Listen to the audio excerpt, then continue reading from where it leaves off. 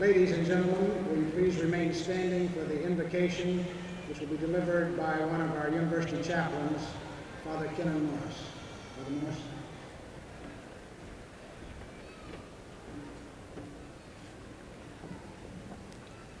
Let us pray. O Lord our God, so often when we think of you, we raise our eyes to the skies. Here at Embry-Riddle, the sound of an aircraft's engines also has us raising our eyes to the skies. Today, Lord, we outdo ourselves and raise our eyes and our hearts to thank you for the skies full of planes and spaceships. You are the source of the aeronautical talents responsible for this. No matter our stage of belief or disbelief, we pause to thank you, Almighty God, for endowing us with the various talents and the consuming interest in aeronautics that we have developed along the way to this day of recognition of achievement and of celebration. We look forward to a new and steady growth as we end one era, our lives as students, and enter another era, our earning a living by using what we have learned.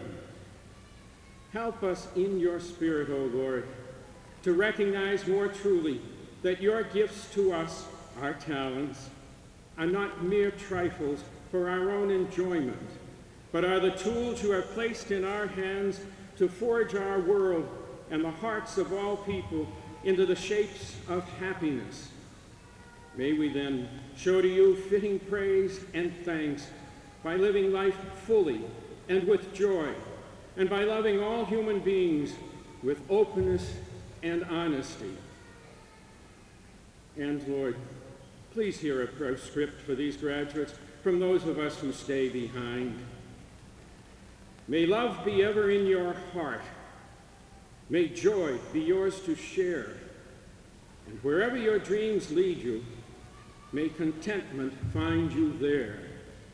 Amen. And one last time, be good. Please be seated.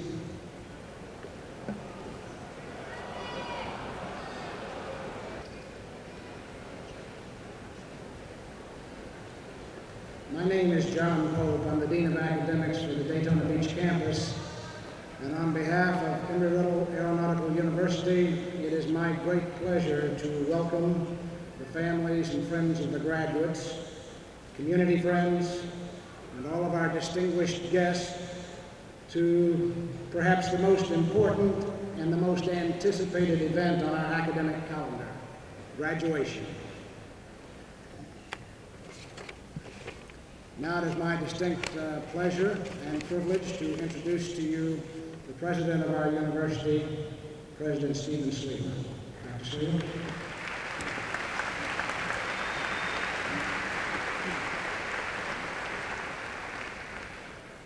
Members of the graduating class, parents, friends, distinguished guests, ladies and gentlemen, it is a pleasure to also welcome you here this morning. And it is a great personal honor for me to introduce our commencement speaker. He is Senator E.J. Jake Garn of Utah, a man whose bold statesmanship makes all of us today the beneficiaries of his public service. During 3 terms in the United States Senate, Senator Garn demonstrated a broad, conscientious support of aviation and aerospace. He played a lead role in advocating man's destiny in air and space flight, and often reminded our government of its responsibility to support that endeavor.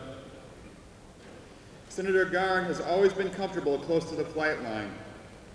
Throughout his life, he has been an active pilot, logging more than 10,000 flight hours while commanding both military and civilian aircraft.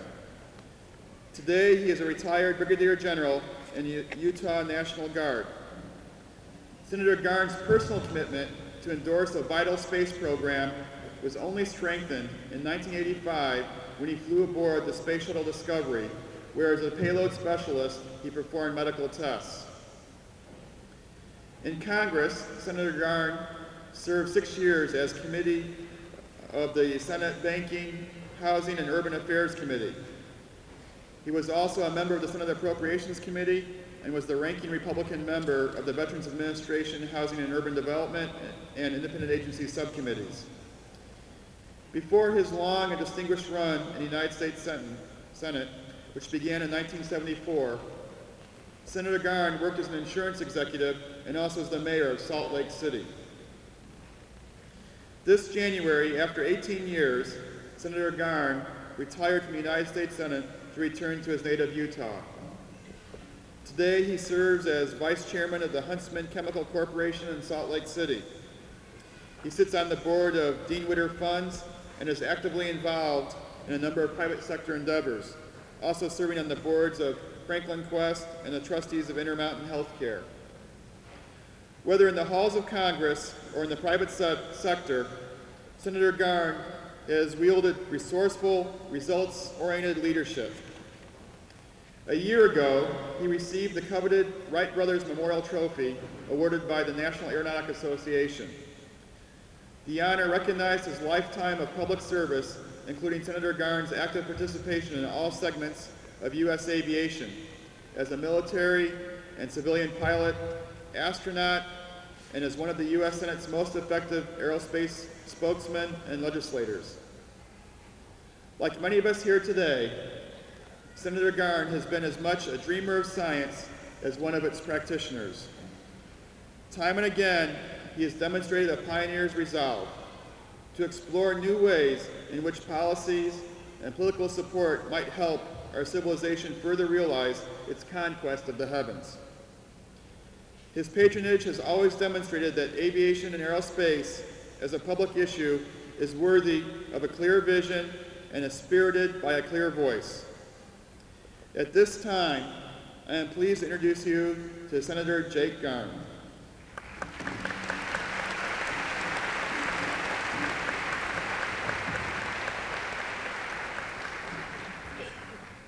Ladies and gentlemen, it certainly is a great honor for me to be with you today at this very important occasion. I must admit that I am jealous of all of you graduates. I wish that I could start over again with all of the tremendous opportunities that lay in wait for each of you. And that statement may be somewhat of a surprise to you as you look at today's job market, as you read about the airline layoffs and the problems of many of our major air carriers. But I will tell you at the outset that that is temporary. When you have been through aviation as long as I have and have seen the cyclical nature of it and see it go up and down, it will come back. It not only will come back, it will come back and flower and blossom again. And that's really what I would like to talk to you about this morning, about the future, the incredible future that all of us face, and why I wish I were much younger and would be around a long time to experience that future myself. But in order to do that, to talk about the future, I think it's maybe important that I say some words about the past so that you can have some evidence for my optimism about what the future will be like. I had no choice but to be involved in aviation. My father was a World War I aviator, and he did not care whether I was a bum or not as long as I was a pilot. There were no other qualifications in life for me. And so I received my private pilot's license on the morning of my 16th birthday and my driver's license in the afternoon. I certainly did not want to offend my father by getting my priorities in the wrong order. And so I have been around a long time, and when I think in what I consider a relatively brief 44 years since I was 16, at the incredible changes and advances in aviation. Now today, as I look at the GPS receiver in my own aircraft, my 1948 Navion, and I look at all of the incredible advances in technology, I have a digital tack. will measure the RPM within 1 RPM, compute the mag difference and the total drop and all of that, and beat me with lights if it is not correct. As I look at my GEM engine analyzer, monitoring EGT and CHT on all of my 6 cylinders, and then I look back to even my flight training in the U.S. Navy, where VOR did not yet exist. And my instrument flying consisted of low-frequency radio range stations, DDoS and DODITs, Morse code. I don't know if they still teach you Morse code, probably not. But in any event, all your navigation was in your ears, no visual presentations, and doing MDFs, which most of you have probably never heard of, manual direction finding. You have to try that on an approach while you're flying with your left hand, and with the manual direction finding, it was a function of radio volume as well as distance from the station. And you wanted a 5 to 8 degree cone of silence. So your navigation was, if you were listening in your earphones and you heard nothing, absolutely nothing, you were on course. And you'd get off to one side or the other and you'd hear the bisignal zones, and then you'd correct back and try and correct for the drift. And as you got closer to the station, obviously a 5 to 7 degree beam width becomes narrower. And that's a function of volume. So you were rotating a loop antenna manually.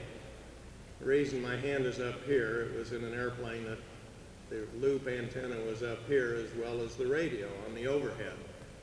And so you would rotate the loop antenna until you heard nothing, and then turn down the volume so that the 5 degree beam width stayed the same. And you prayed a lot on those approaches.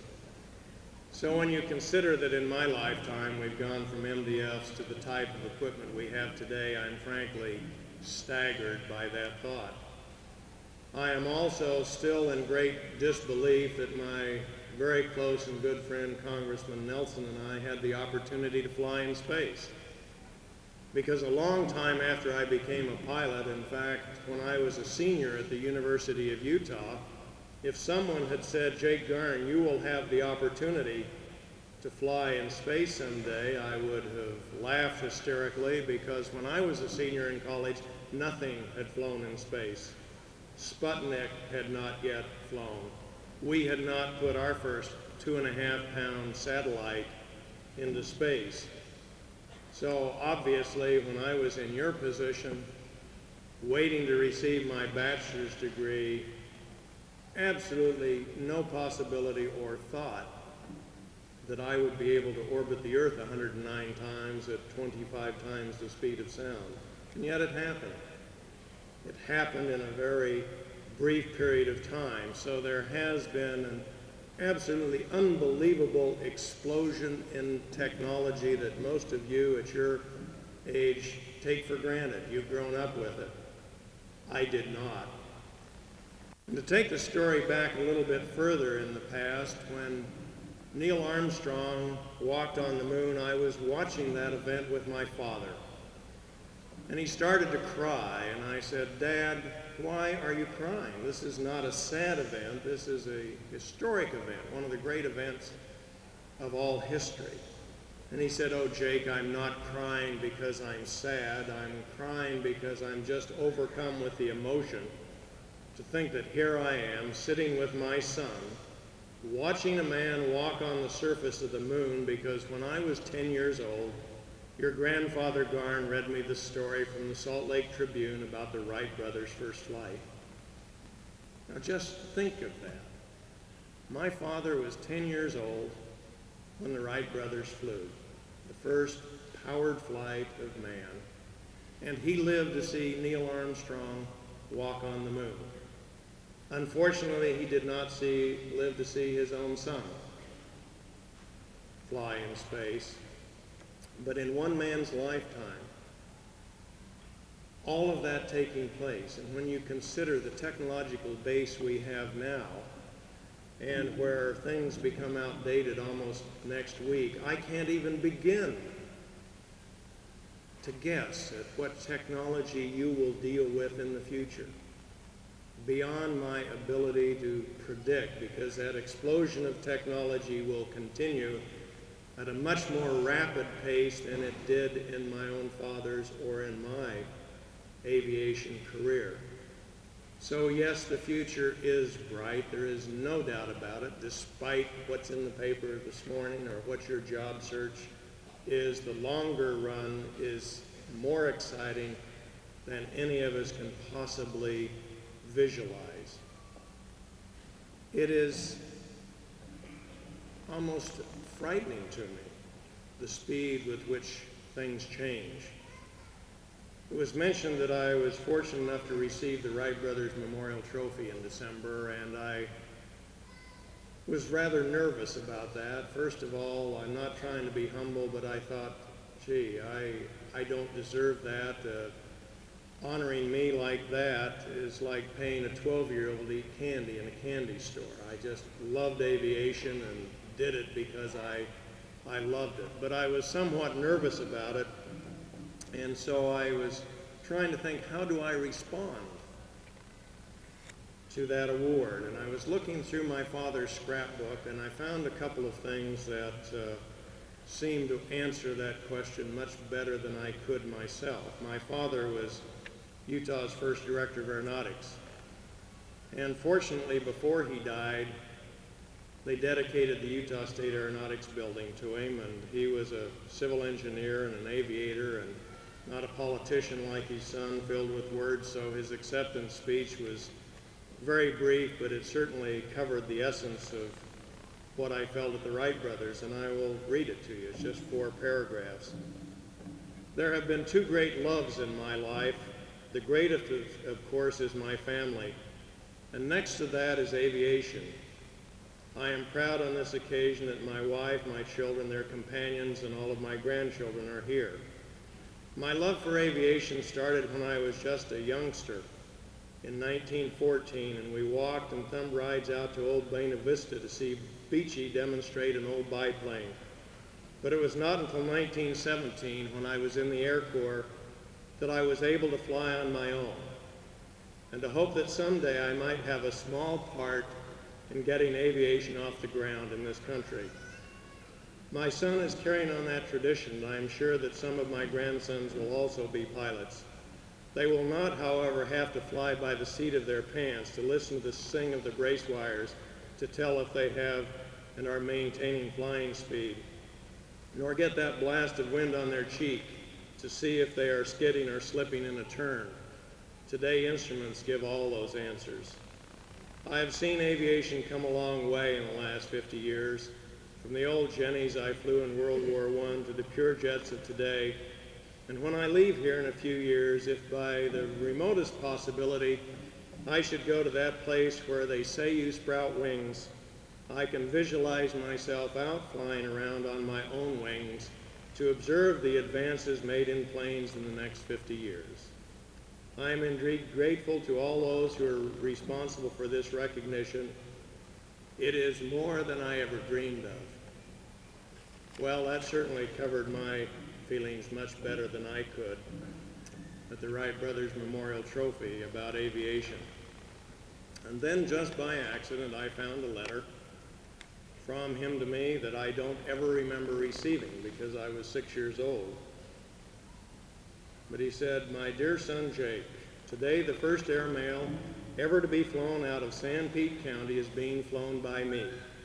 And I wanted you to have a letter sent from Fairview by the first airmail and flown by your daddy.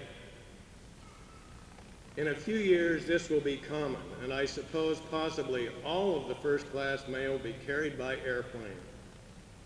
But today, this is an event which is being highly celebrated and which will go down in history.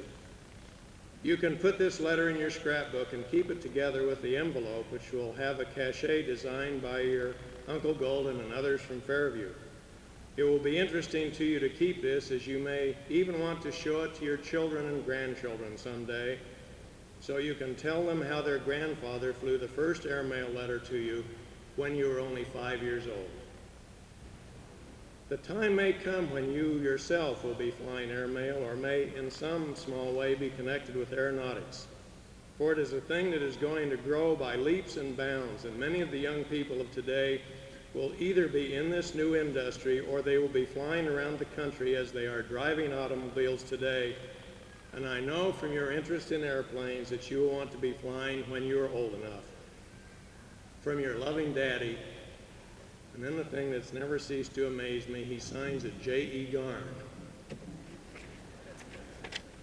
But I think those two, the one speech and the letter, hopefully will give you a flavor of how aviation has developed far beyond even my father's expectations, and how it will grow even more rapidly in the future, and how each of us will be surprised by what is taking place 15 or 20 years from now. Beyond that, I would like to leave one other message with you, and to do that, to talk just briefly about what Congressman Nelson and I had the opportunity to experience. I wish it were possible to describe to you how magnificently beautiful this planet is from space. I'm sure Bill has tried as many times as I have to describe that to people, and I certainly don't feel I have the vocabulary or the ability to do that. But let me see if I can give you a picture of just one area of the earth.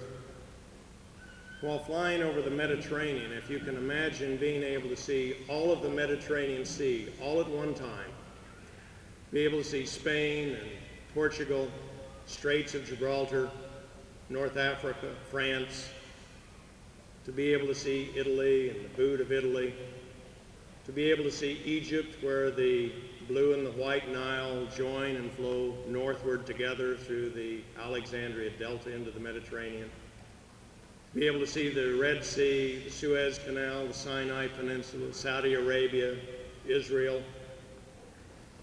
to see the Jordan River connecting the Sea of Galilee and the Dead Sea, the Turkish highlands beyond that, the Bosphorus, the Black Sea, the Soviet Union, and all of Europe. And when you fly in space, traveling at Mach 25, you have 16 sunrises and sunsets every single day, 45 minutes of daylight and then 45 minutes of darkness.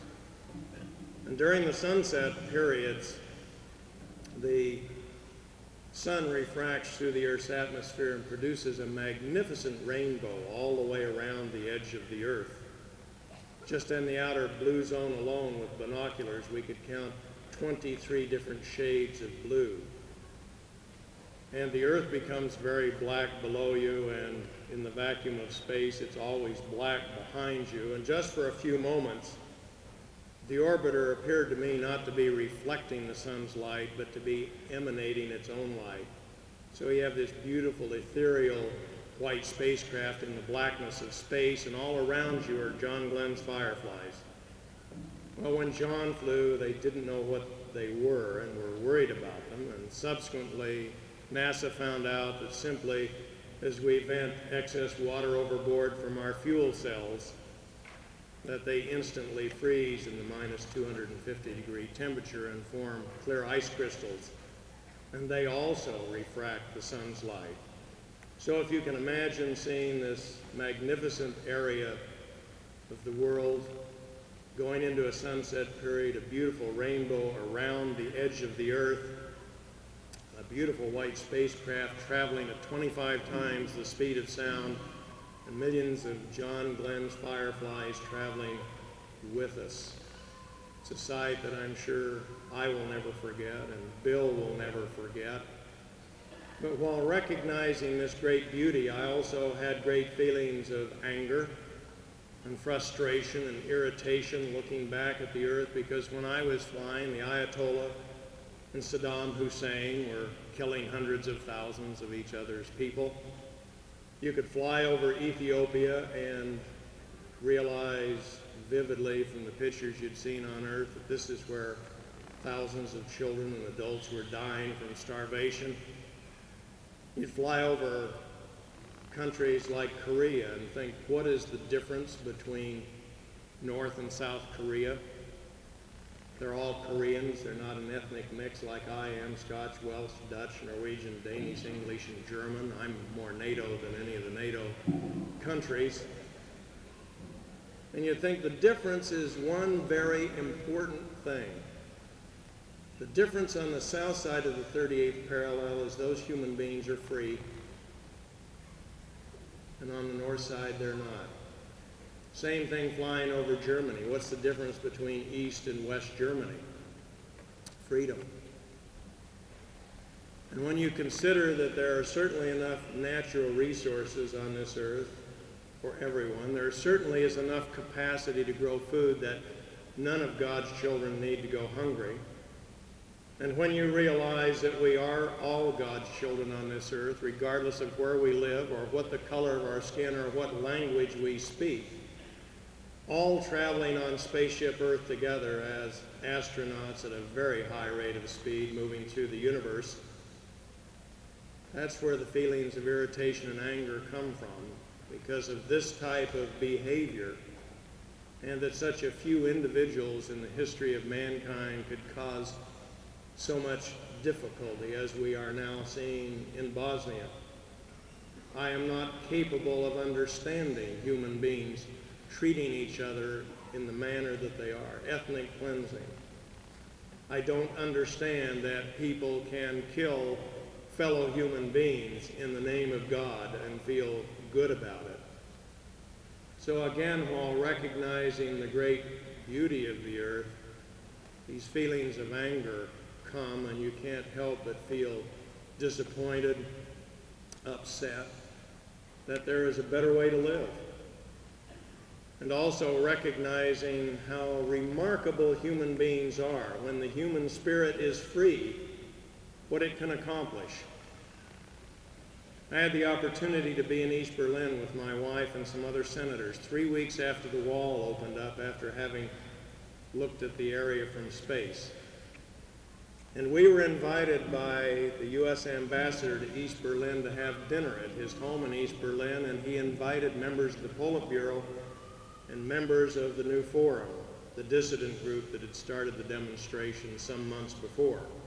And it was a rather daring thing for him to do, in a way, to bring these people together, because Honecker was still in control. Nothing had changed except the daily visas to let them go through the wall to look at West Berlin.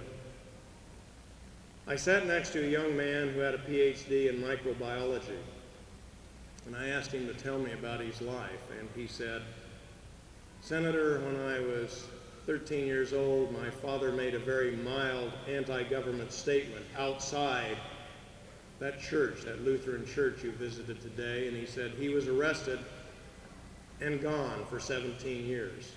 We didn't know what happened to him. We didn't know whether he was alive or dead. He was returned to us as a broken old man for making a few statements. And I said, "Well, tell me about your life." And he said, "Well, I'm so excited." He said, "Last week, for the first time in 7 years, my wife and I were able to see our 21-year-old daughter."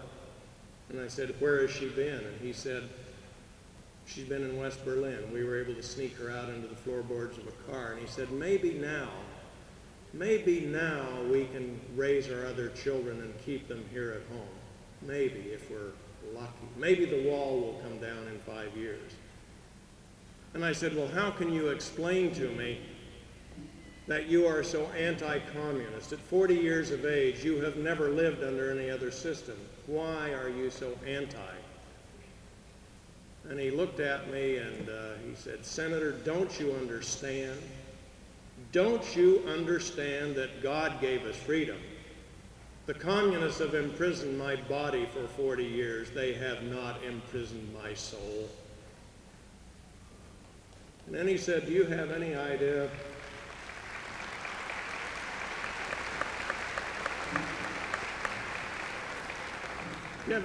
how hard it is to give up a child?" He said, "Do you have children?" And I said, "Yes, I have 7. And he said, "What choice would you make if you could choose between freedom for your child and raising them?" And I said, "I don't know. I don't know that I could be that self-sacrificing to give up one of my children so that they could be free." Well, you may wonder what this has to do with the commencement address. What it has to do with the commencement address is, yes, you are trained in aeronautics and aviation, an exciting field as I have described to you. And you will be able to make great contributions to that industry as it expands and grows and changes technology-wise. But in addition, whatever your specialties are, I would plead with you to be involved as a citizen of this country, to be grateful for the opportunity you have had to live in a free country, to make choices of where you live, with whom you associate, and where you go to college and what you study. What a remarkable opportunity all of us have had who have been the beneficiaries of the blood and the sweat and the toil of a lot of people who have gone before us to make this possible. And having had the view I have had from space and on the ground in my political career, that has even been enhanced in my mind of how fortunate we are, and that we cannot just be selfish with our own talents and our time, that we must give something back to our country and to our fellow human beings without any expectation of return. Now, that doesn't mean you all run for public office, but that means you're involved in your community. That means you're involved in volunteer work. That means you're involved in the political process to the extent of at least examining your candidates for public office and making informed decisions on who you want to serve you in important offices.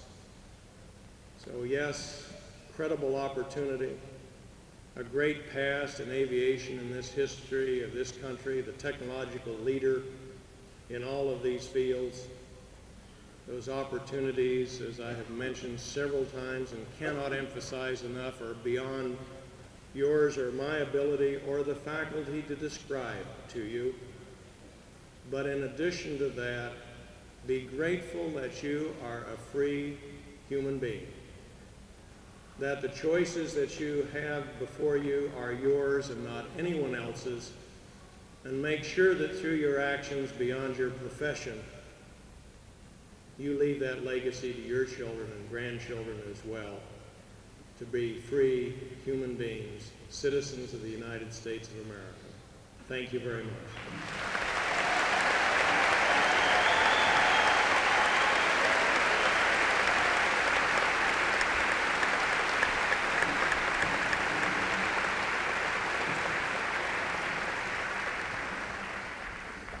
Thank you, Senator Garn, for sharing your experiences, your advice, your wisdom to our graduates, and for your insights for the future.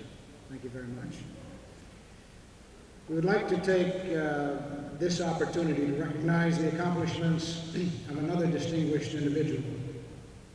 To present this award, we have selected one of our own distinguished graduates, who is now a full professor and is the chairman of our Flight Technology Department, Dr. John Phipps.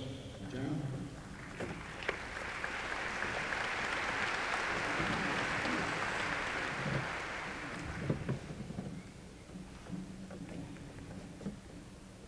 The Gil Rob Wilson Award was established to honor a man whose personal goal was the professional training of young people in the art of airmanship. Gil Rob Wilson was a World War I fighter pilot, the founder of the Civil Air Patrol, and the editor of Flying Magazine. He loved aviation and he shared that love with others. He believed that the professional approach to the science of aviation would lead the world toward a better future. Mr. Wilson felt that the wealth of a nation existed in its well-trained and well-educated youth, and he worked tirelessly with them. The Gil Rob Wilson Memorial Aeronautical Science Center here on the Daytona Beach campus was built in his memory. Today, we present this award to Captain William H. Traub, Vice President of Flight Standards and Training at United Airlines Flight Center in Denver, Colorado. Captain Traub, would you please join me at the podium?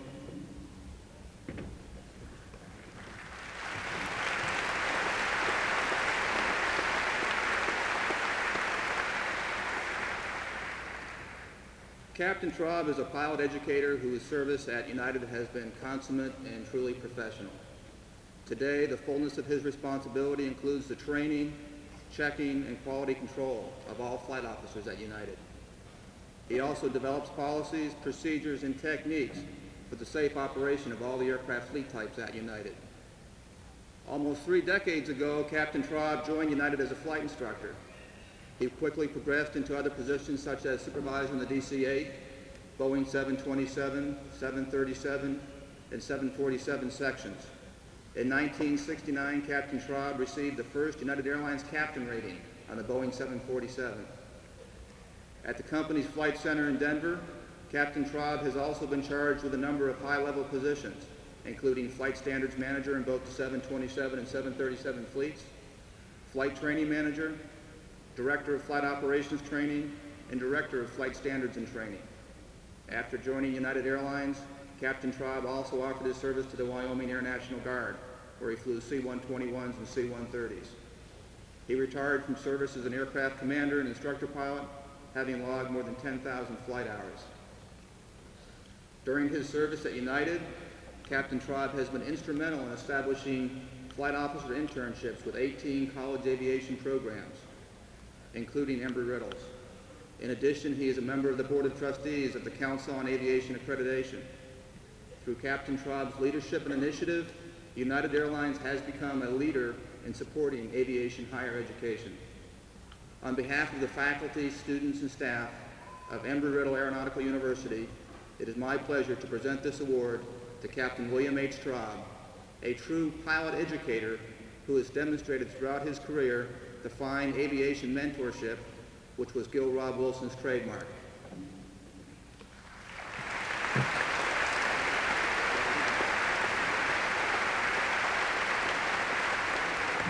Captain Traub, in addition to the plaque that you are receiving today, your name will be permanently inscribed on a plaque located in the Gil Rob Wilson complex on the Daytona Beach campus.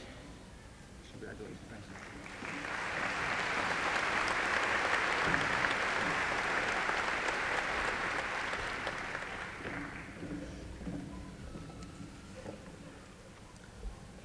Congratulations again, Captain Traub. At this time, it is my pleasure to recognize several distinguished groups of students. First of all, Embry-Riddle is very fortunate to have several of the Armed Forces commissioning programs active on the Daytona Beach campus. The Air Force ROTC detachment has the largest enrollment of any civilian institution in the country, and our Army ROTC detachment is one of the highest growth programs in the nation. Some of our students who do not participate in those programs also participate in programs with the Navy and the Marine Corps through off-campus programs. We are extremely proud of all of those students who take part and become new second lieutenants in our nation's armed forces. Whether they were commissioned last night or going to be commissioned this week or this afternoon, will all of the nation's newest lieutenants please stand and be recognized.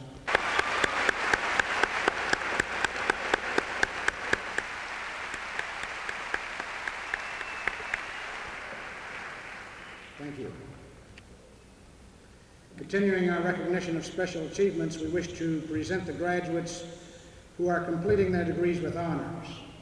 They will be recognized individually when their names are announced as they cross the stage to receive their diplomas. As a group, the graduates wearing white cords have achieved grade point averages of between 3.50 and 3.69 on a 4.0 system and are graduating cum laude with honors or with praise. Will these students wearing the white cord please stand and be recognized?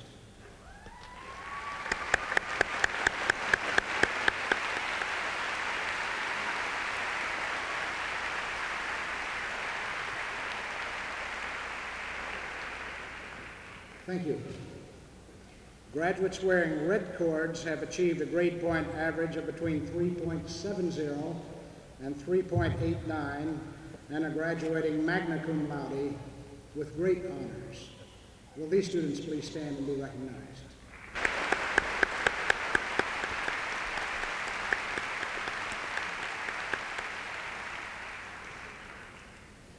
And finally, the smallest group of students, those graduates wearing gold cords, have earned a grade point average of between 3.90 and 4.0. They are graduating summa cum laude with highest honors and praise. Will these students please stand and be recognized?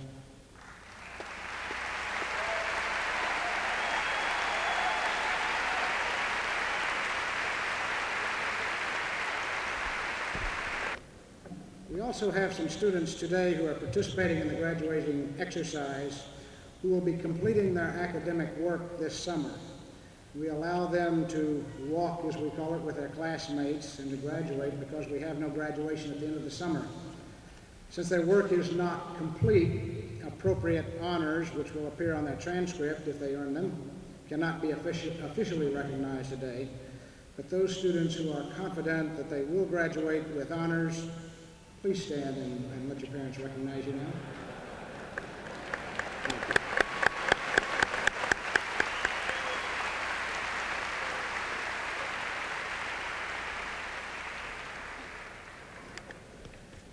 Ladies and gentlemen, it is my pleasure at this time to introduce you to Dr. Jeffrey Ledowitz, Executive Vice President and Vice President of Student Life. He would like to make a special presentation. Dr. Ledowitz.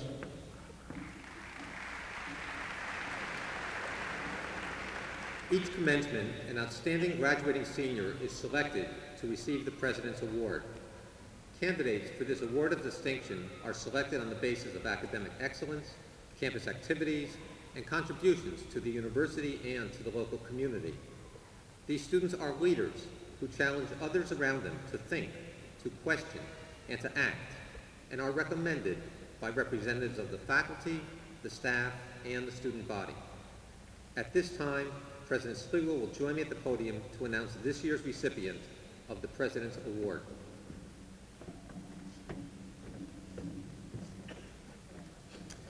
I am very pleased today to announce the senior who is receiving the President's Award. In fact, until this moment, I didn't know who it was. Melissa C. Hall, will you please come forward?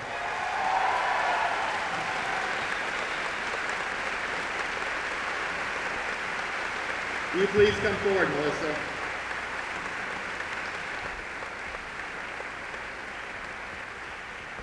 Would have all of our aspiring graduates emulate.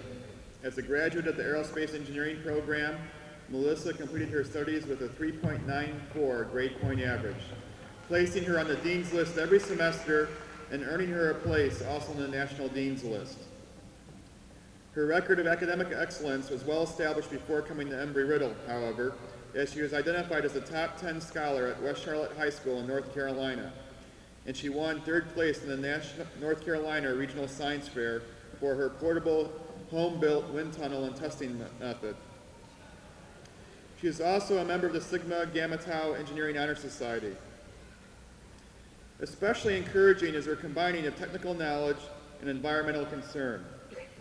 As a member of the World Wildlife Fund and the Center for Marine Mammal Conservation, Melissa has committed herself to causes she believes in. Her immediate professional goal is to pursue a master's degree in chemical engineering before working as an aerospace engineer, designing propulsion systems that are less environmentally destructive than current designs. Melissa's fusion of environmental concern, intelligence, and technical expertise make her a dynamic selection for this prestigious award.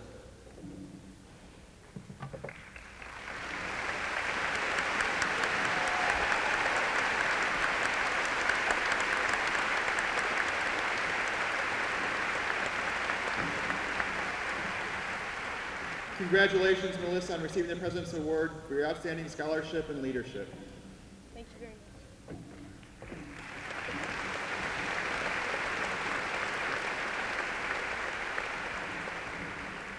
Several years ago, the Board of Trustees of Embry-Riddle Aeronautical University honored John C. Adams, Jr., a long-standing trustee, by establishing an award in his name. The John C. Adams Community Service Award is presented annually to a graduating senior who has given of his or her time and talents to both the university and to the local community. We have asked former Congressman Bill Nelson, a member of the Embry-Riddle Board of Trustees, to present this award today. Congressman Nelson. Good morning. Peter Wang, will you please come to the podium?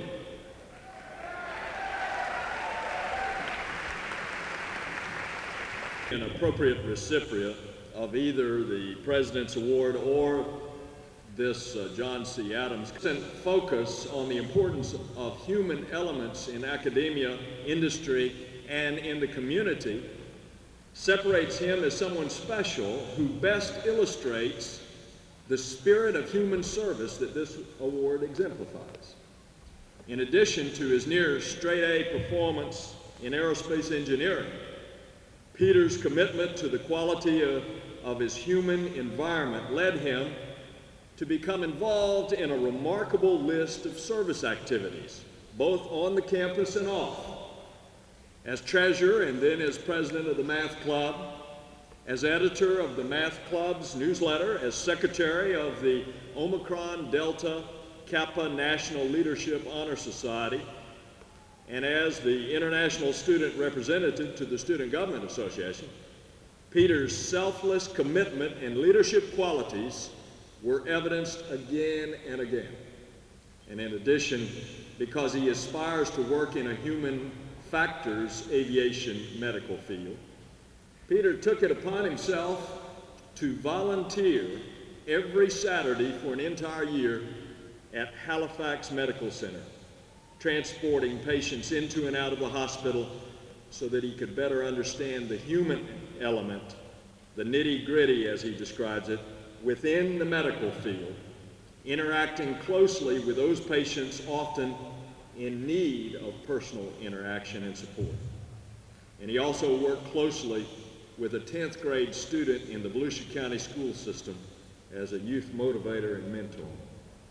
Well, Peter's focused energy, his sharp intellect, and his concern for human welfare set him apart as a laudatory example. Congratulations, Peter. There you go.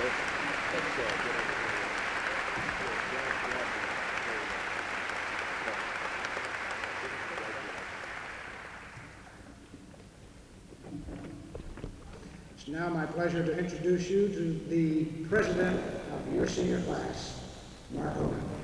Mark? It's one of the long walks he has to make.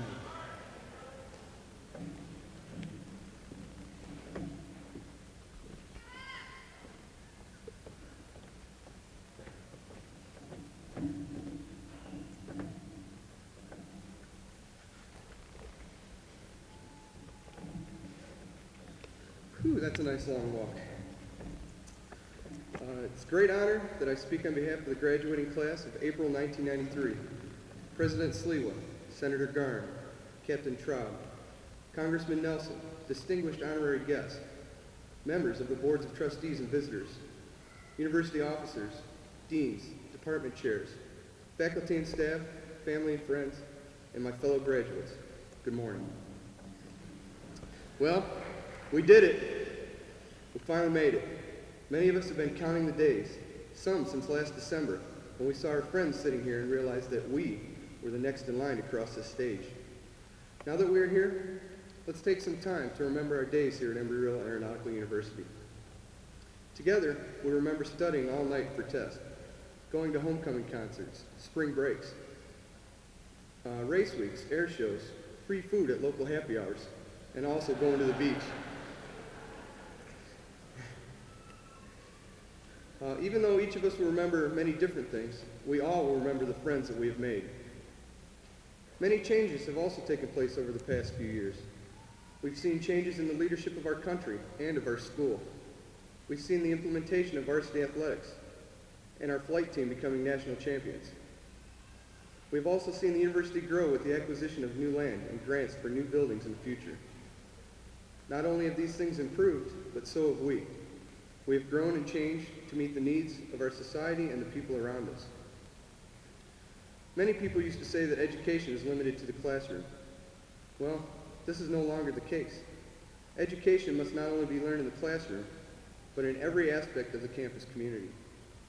A special group of people here today have helped to make us well-rounded individuals. They have nurtured us and allowed us to learn through failures and recognized us when we gave it our all. They are the recipients of the Faculty and Staff Appreciation Awards. The criteria for this award is based on their active participation in student life, involving themselves above and beyond their job description, as well as serving as an influential role model to us. Would the winners please stand and be recognized?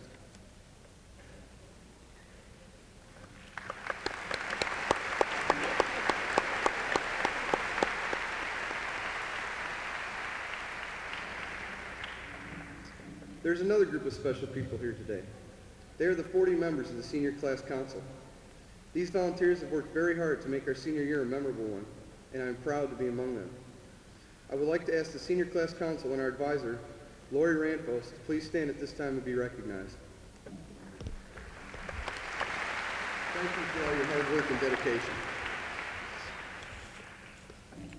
We can, at times, experience difficult periods. Even though that occurs, our education from Embry-Riddle Aeronautical University will definitely enhance our future career endeavors and will help us to oversee the difficult times. There are only winners sitting here today.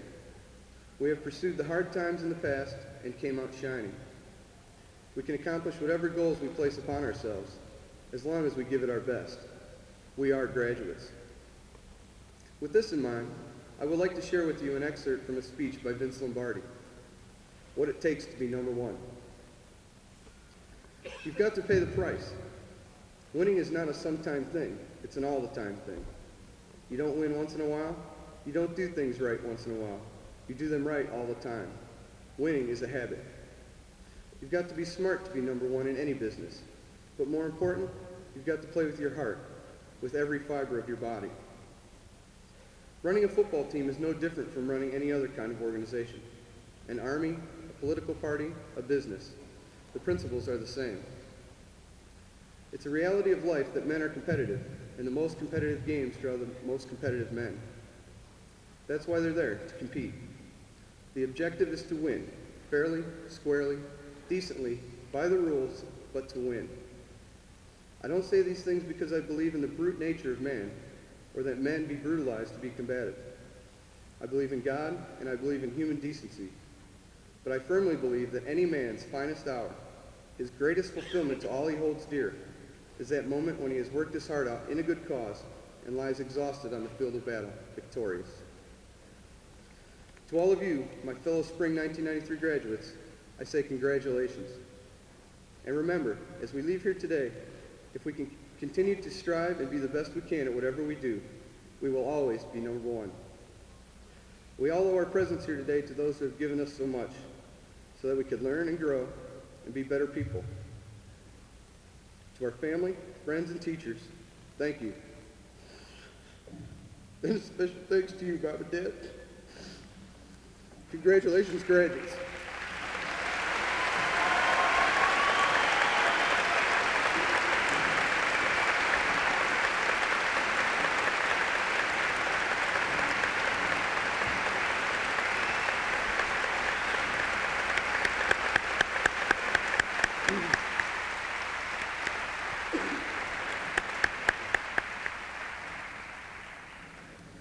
In his speech, Mark recognized members of the faculty who were selected by the graduating seniors as outstanding faculty members. I would like to congratulate those professors as well as all of our professors for the work they do. And I'm honored at this time to recognize the faculty finalists for the Outstanding Teaching Award. And these are faculty selected by their peers for a singular honor. This award was created several years ago to help emphasize the importance that Embry-Riddle places on excellence in the classroom. The selection is made by a faculty committee from a group of truly outstanding nominees who represent the best of a quality faculty.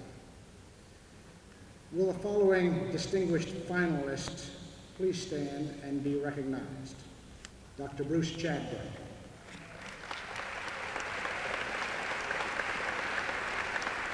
Dr. Albert Helfrich,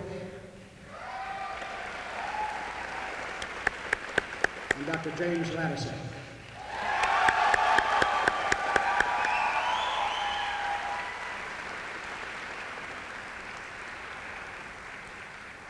The fourth finalist and the recipient of this year's award is Dr. William Grams.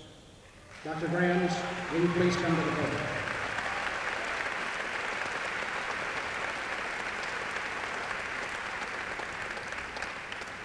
Dr. Grams joined Embry-Riddle as an associate professor of mathematics in the fall of 1980. He holds master's degrees in mathematics and statistics and a PhD in statistics from Florida State University, and currently holds the rank of full professor with tenure. Prior to coming to Embry-Riddle, Professor Grams provided math courses at Vanderbilt University and at the University of Tennessee. His distinguished service with Embry-Riddle includes 6 years as chairman of the Department of Mathematics and Physical Sciences and 2 years as dean of the College of Engineering and Aviation Science. The award for outstanding teaching is based only on his teaching, however, and not on his administrative duties, and he has proven himself to be most deserving. He is a dedicated teacher whose enthusiasm for his subject inspires his students to excel. While statistics is not the most popular subject on campus, Dr. Graham's ability to challenge his students is a testimony to his ability as a teacher, and they are inspired and they do learn the subject. It is indeed my honor to recognize him with a plaque and with a significant check. We want to thank you, Bill, for providing our students with excellence in the classroom and with we, your peers, with an outstanding role model. Dr. Grams.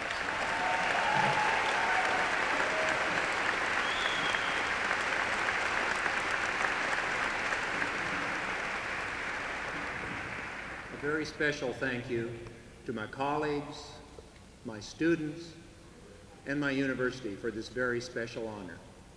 I know my students, with their hard work and dedication, have been a true inspiration to me as well as my colleagues. Thank you again.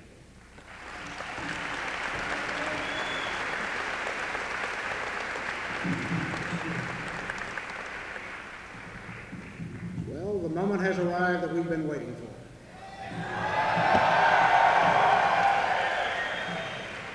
President Sliwa, at this time, the faculty of the Daytona Beach campus are pleased to present the candidates for degrees.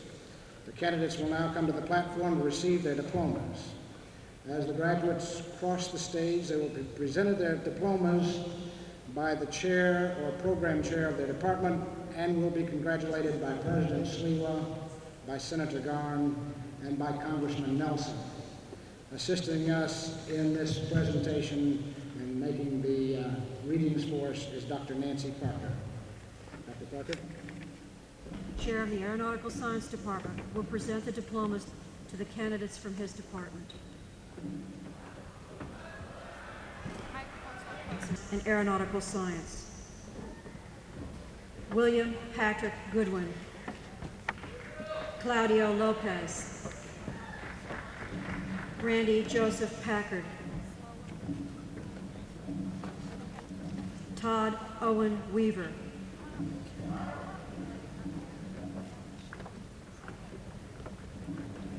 Candidates for the degree of Associate in Science in Professional Aeronautics.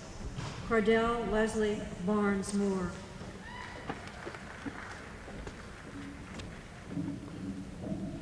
Candidates for the degree of Bachelor of Science in Aeronautical Science. Michael Paul Alice. David Alexander Allen. Taman Al-Matuk. Farid Ashraf. Peter Lee Babby. Jorge Enrique Badia III. Corey Vale Bainter. Stephen Craig Barbieri.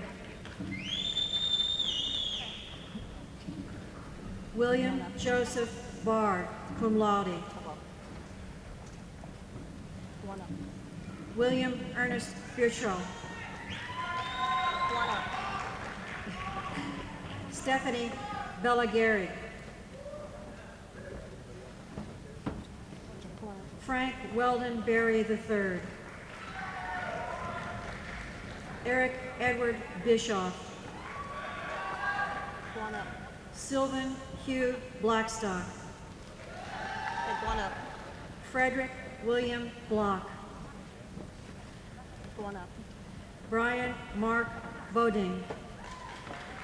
Hey, come on up. Mark Allen Bosley. Come on up.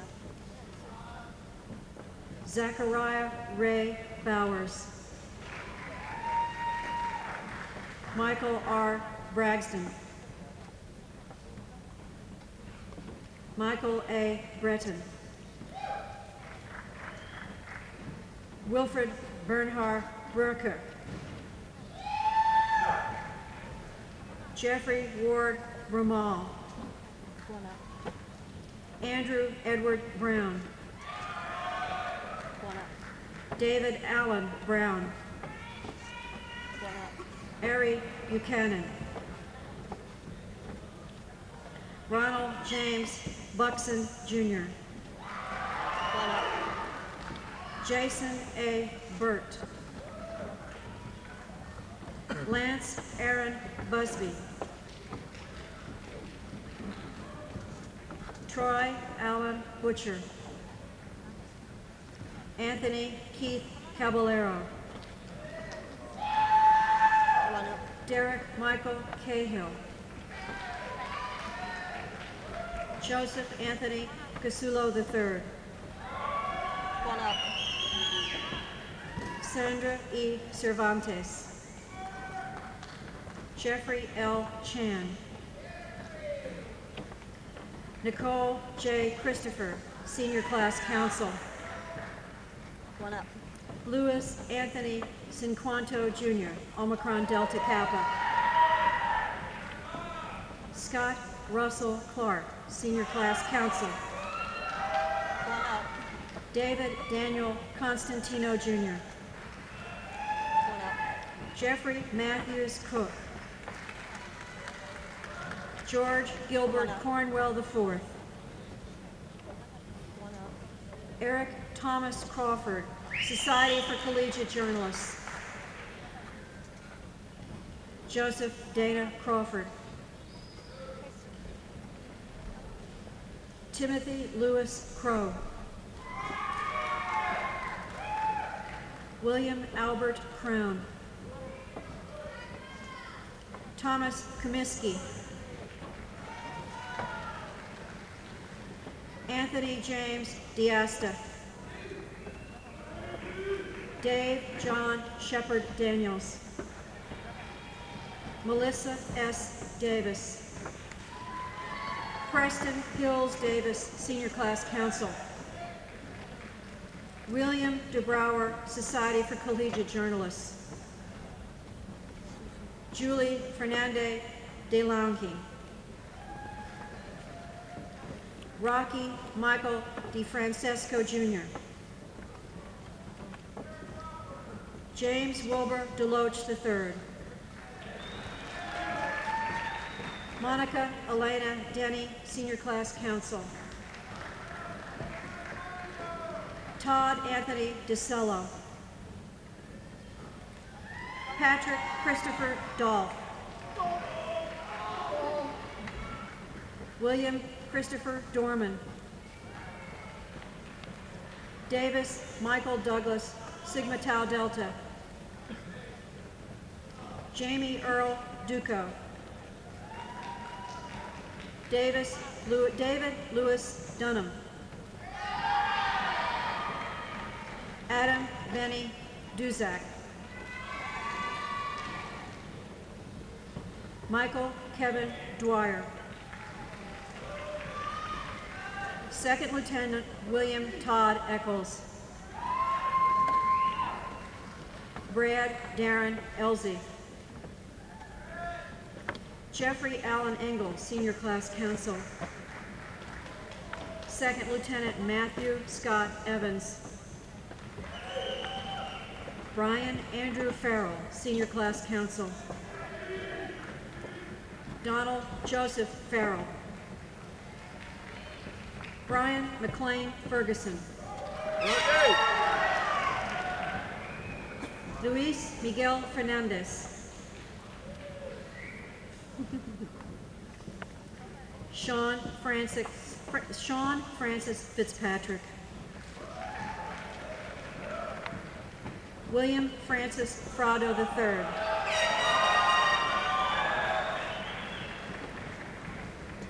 Eric Shea Fredrickson. Philip Stephen Frist. Bradley Guy Fuller, Senior Class Counsel.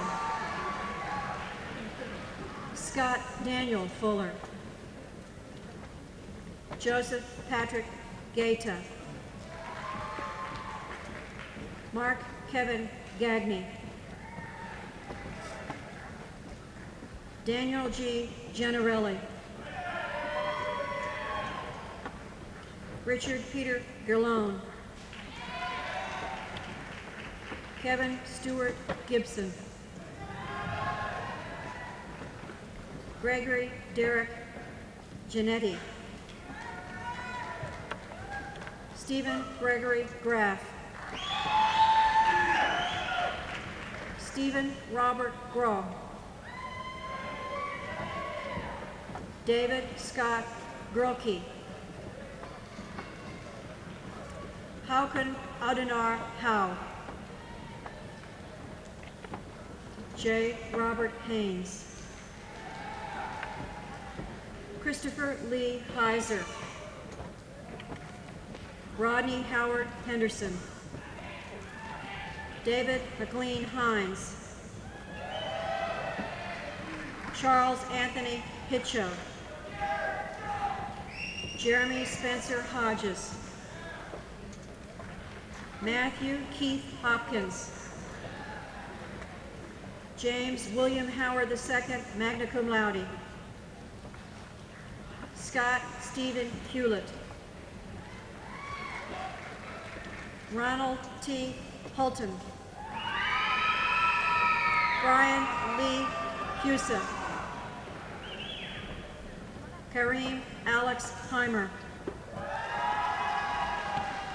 Stephen Christopher Yala. Philip Charles Kaler. Kirby M. Kaufman. Kurt Allen Kazmaier. Robert Sean Keeley. David Paul Keith. Brett Lee Keller. Jennifer Christine Kelsey. Michael John Kennington.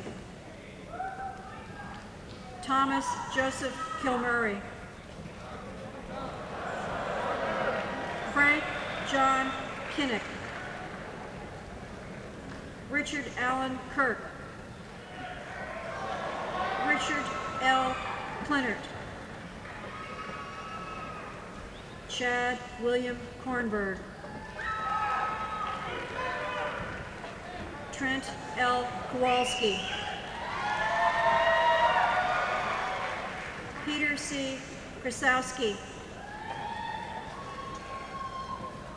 Scott E. Kulka. Michael William Lage. Joseph Norman Lamoureux.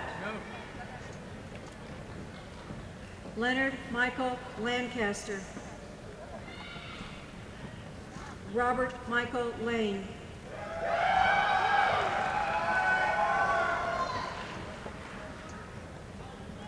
Mark Carl Larson.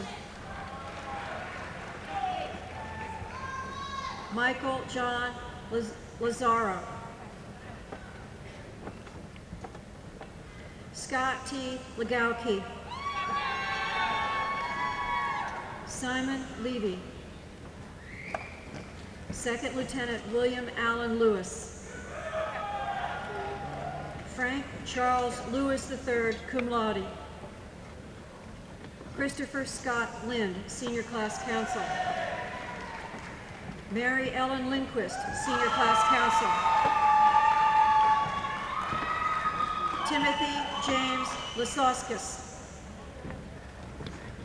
Jonathan Shea Longebach.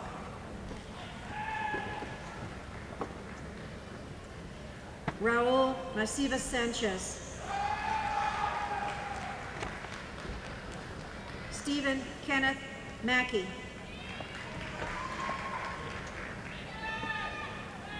Brian M.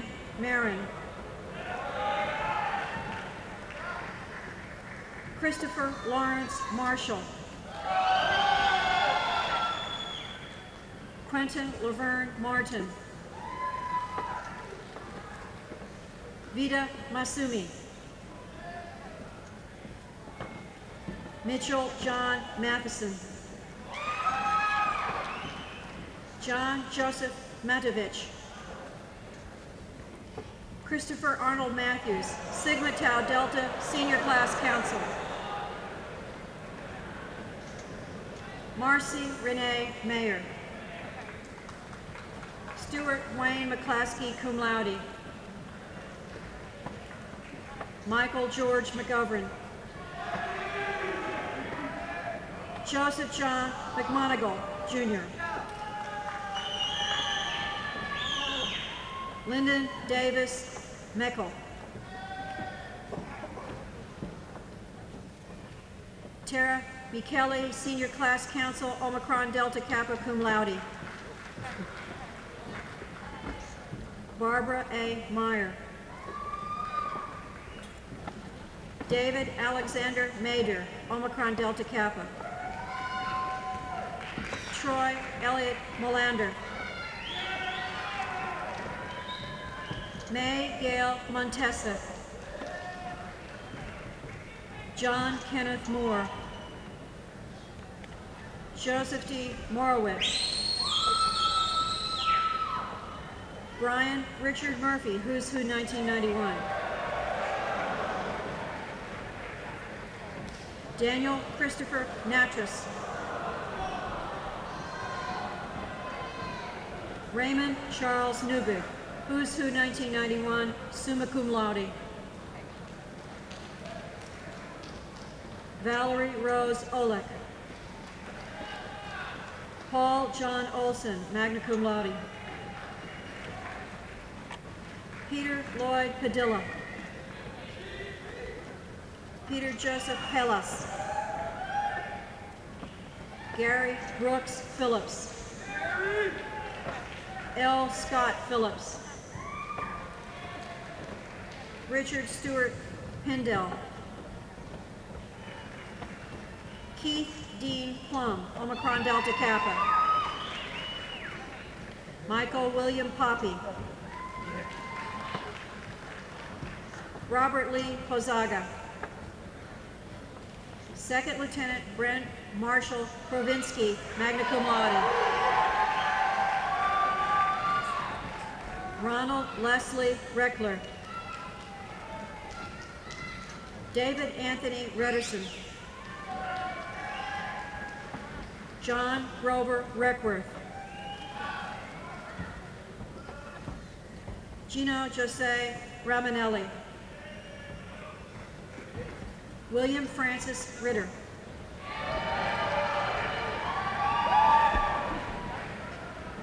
Zaik Rizvi, cum laude.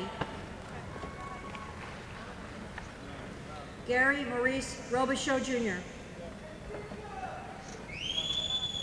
Second Lieutenant Francisco Rodriguez.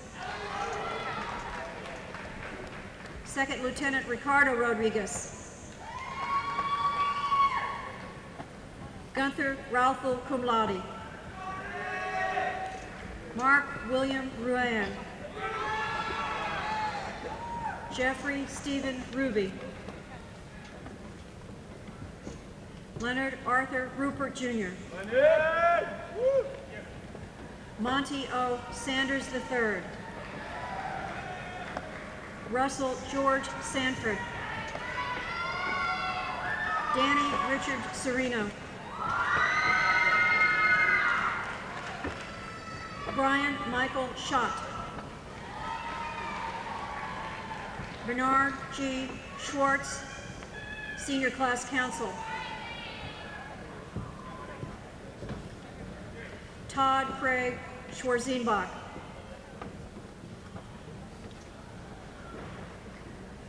David John Schweikerfer.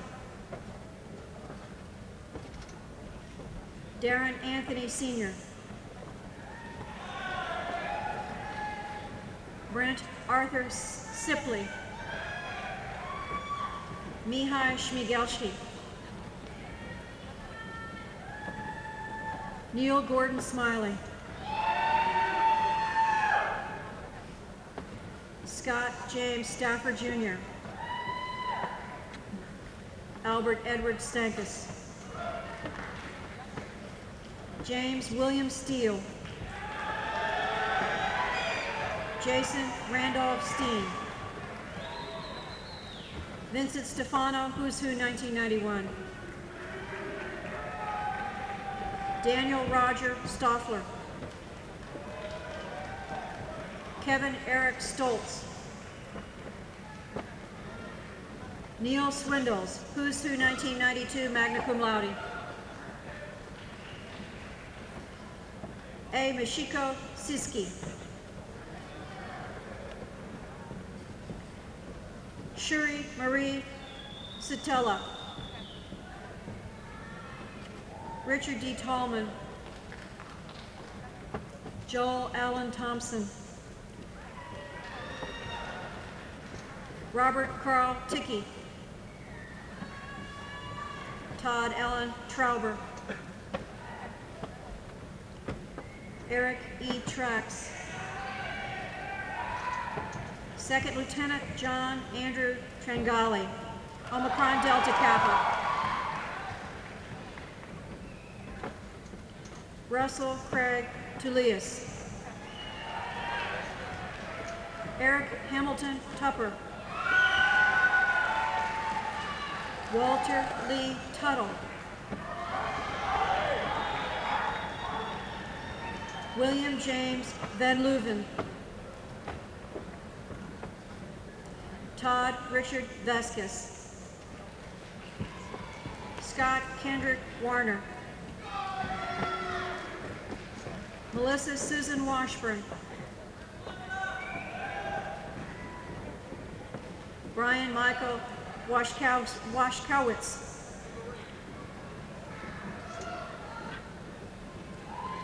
Robert E. Weisenseal.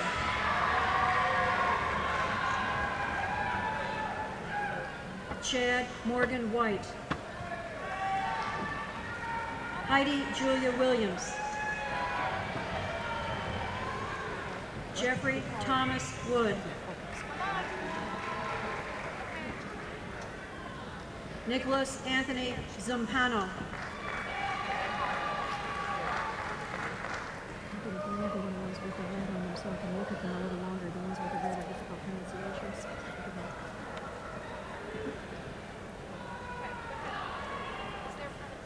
Candidates for the degree of Bachelor of Science in Aeronautical Studies: Michael J. Alexander. Aaron Joshua Brown. Michael Anderson Brown. Second Lieutenant Christian Hayworth Carter. Richard Craig Champ Jr., cum laude. Charles William Church. Rebecca Susan Cooper. Tracy Janine Darney. Lieutenant Christopher Deaver. James Shaw Dryden. Matthew J. Foster. Charles Wes Fowler. Sam Gordon, Omicron Delta Kappa. Roger Samuel Gross. James Patrick Huntoon. Second Lieutenant David Tyson Kennedy. Todd Michael Kubel. Michael John Lacatina. Joni Andorra Lampert, Omicron Delta Kappa. Lemuel Lamardo, Sigma Tau Delta.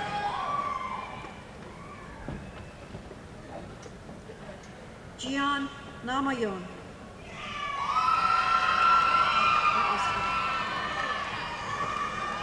Keith Elliott Lopez. Gudrid Tor Marcuson. Jamie Menendez. Ronald Anthony Nielsen. Rui Miguel Perea.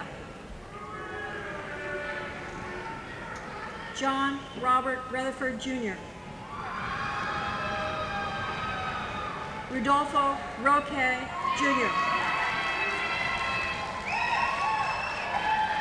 Todd Randall Sales.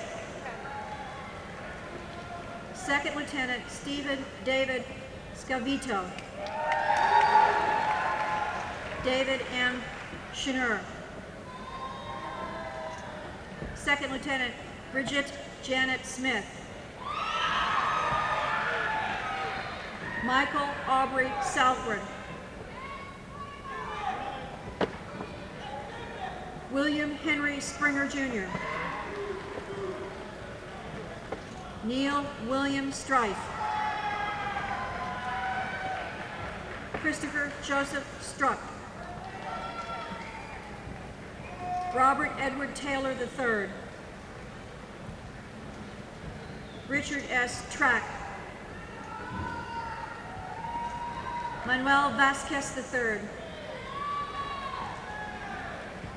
Second Lieutenant David Christopher Villome. Robin Sue Woodard. Timothy Carl Yensich.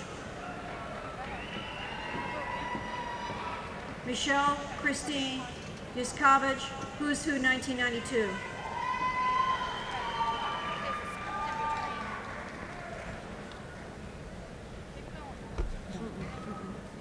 Tammy Allison Strout, Who's Who 1992.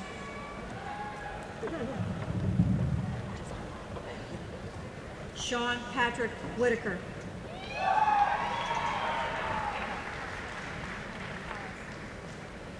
Candidates for the degree of Bachelor of Science in Professional Aeronautics. Jeffrey David Benning. David Richard Bovary. Second Lieutenant Jonathan Anthony Boston. Ambers Holmes Capps. Tracy Darren Clark. David Matthew Conboy.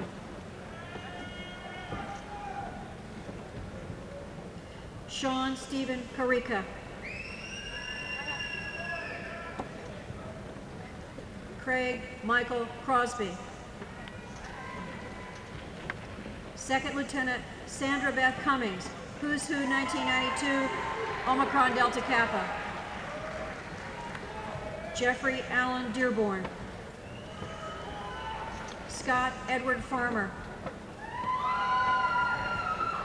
John Michael Frazier. William Brian Harathan, summa cum laude.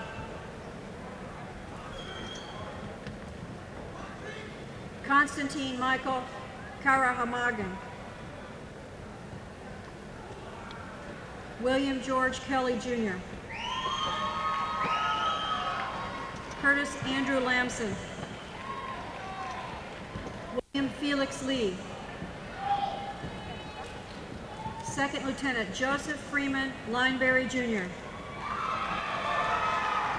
Stephen Michael Mansfield. Brett Matthew McCann. J. Brendan Malloy, Phi Beta Lambda, Omicron Delta Kappa. Patrick Coma. Stephen Peterson, summa cum laude. John Michael Schaefer, cum laude. Dwayne Thomas Spurrier, magna cum laude. Kenneth Philip Steinhardt. Gregory Raymond Varnson. William E. Vines. David Allen Wiggins.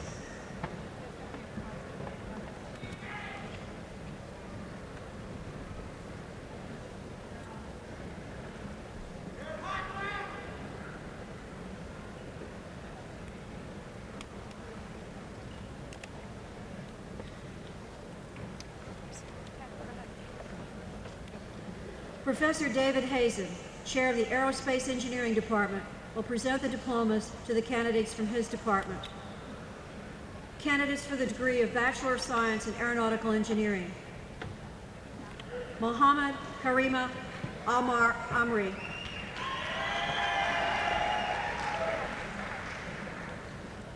Mohammed Thani Al-Mihari. Robert Lee Harvey Jr. Terry Daniel Heiser. James Scott Hughes. Mark Lewis Kingery. Second Lieutenant Kyle Eric Konchak. Eric Eugene Lockwood. Robert Francis Malon. Gregory V. Maholick. Joel D. Nix. Kevin D. Patrick. Andrew Milton Rockala. Sigma Gamma Tau. Garrett Lane Sager. Michael Thomas Schwartz. Charles Edward Stewart. Second Lieutenant Todd Joseph Weishar. Michael Rex Winfield. Michael Casper Zabley. Candidates for the degree of Bachelor of Science in Aerospace Engineering. Solam A. Abdullah. Kenneth D. Adrian. Ahmad Mubarak Al-Kabisi. Ali R. Armenian, Sigma Gamma Tau. Hector J. Arinsibia, Sigma Gamma Tau. Robert E. Basinger. Second Lieutenant Dwayne Eugene Bird. Stephen Andrew Boylan. Gene Arthur Brotherton Jr. Todd David Burrows. Derek Sean Clark. Lisa M. Combs, Who's Who 1990, Sigma Gamma Tau, Omicron Delta Kappa. Second Lieutenant Joselito Papa De La Rosa. Second Lieutenant Robert Otto Downs. Roger Dean Feldner Jr.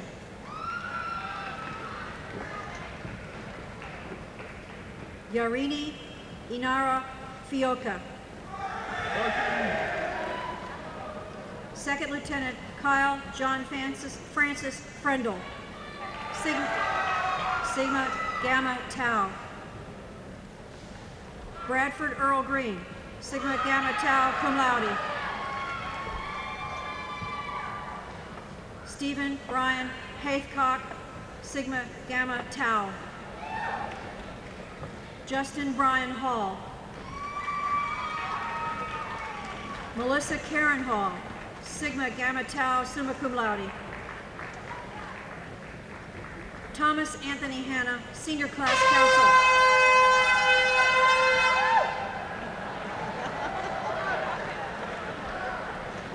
Second Lieutenant Jennifer Jane Johnson. John L. Kakusis. Gregory Michael Katiba. Charles Robert Klein. David Charles Lesniewski. Amy Sue Litzinger, Who's Who 1992, Sigma Gamma Tau, Senior Class Counsel, Omicron Delta Kappa. Kelly M. Mouter. Dawn R. McKibben.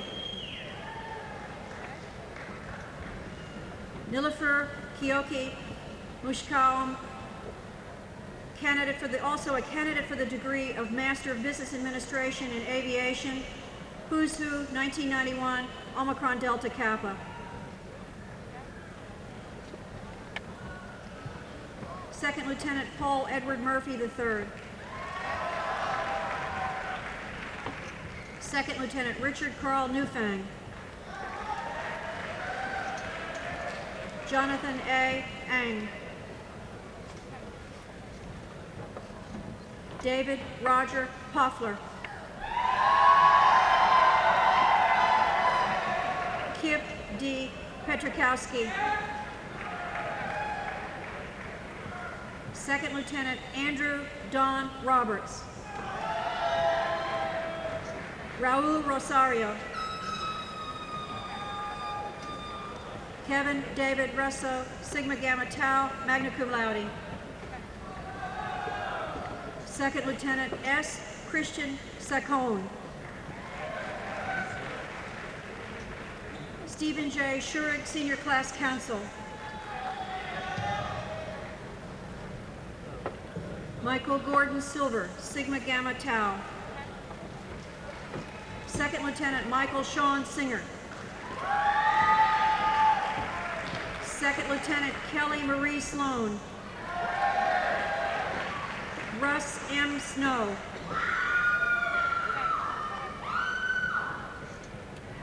Keith Allen Sterner. Todd Patrick Sykes, Sigma Gamma Tau. Second Lieutenant Amy Christina Tavares.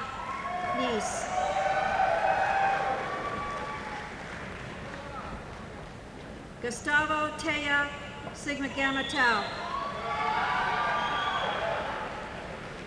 Asao Winodi, Sigma Gamma Tau, cum laude. Percy Van Ryn, Sigma Gamma Tau, Sigma Tau Delta. Peter H. Wang, Who's Who 1992, Sigma Gamma Tau, Omicron Delta Kappa, magna cum laude. Francis Michael Vlad.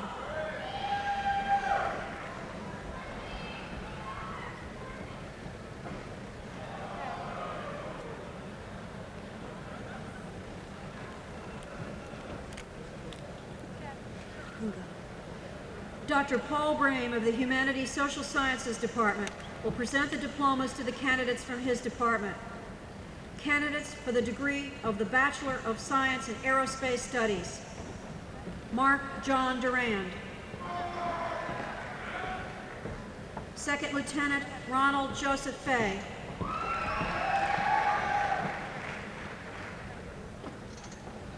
Curtis William Gear.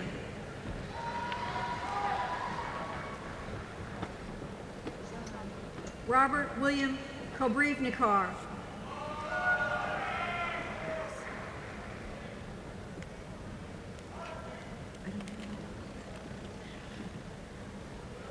Dr. Abe Hariff, Chair of the Aviation Business Administration Department, will present the diplomas to the candidates from his department. Candidates for the degree of Associate in Science in Aviation Business Administration: Roger Vernon Beck. Brenda K. Fugate, Phi Beta Lambda, Senior Class Council, Omicron Delta Kappa. Olaf Per Heistud.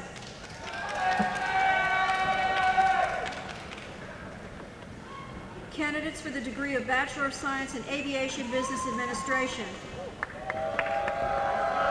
Ayla Maher Abu Shaban. Darcy Patrick Akers, magna cum laude. Jose J. Aponte. Jerry Anthony Arnold. Elaine Becerra. Don Michael Bennett, Senior Class Counsel. Alicia Diane Boswell. Second Lieutenant Christina Elizabeth Bowles. James Scott Bricken. Anna Christina DeBerrio, Who's Who 1992. Michael Craig Cohen. Leslie Grant Covington, Phi Beta Lambda Senior Class Counsel. Sean Michael Craig. Pedro Cuento Dash. Janet Parrish, Disbennett cum laude. Daniel Dyer. Stacy Ann Fort. Stephen Frederick Frazier.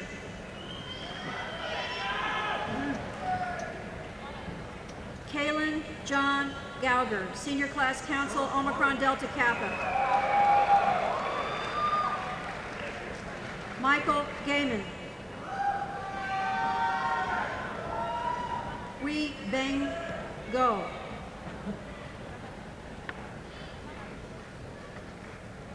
Luis Gonsalves. Ricardo St. Augustine Grubb. Ingun Gudmonsitor. Martin Frederick Haberstich.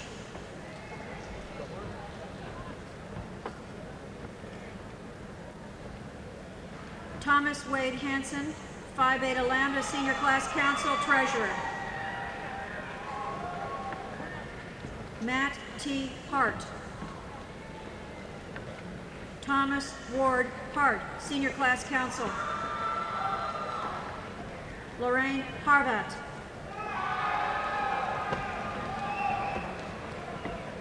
Kimberly K. Height, also a candidate for the degree of Bachelor of Science in Aerospace Studies.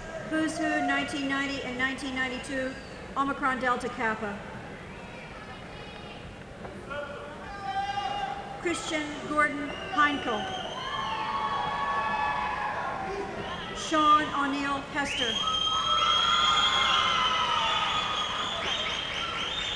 Michael R. Hunter. Second Lieutenant John Scott Jackson, Who's Who 1991, Omicron Delta Kappa, magna cum laude. Christopher John Jansen, Senior Class Counsel. Pedro Luis Jimenez. Jennifer Ann Kennedy. James Douglas Kruger.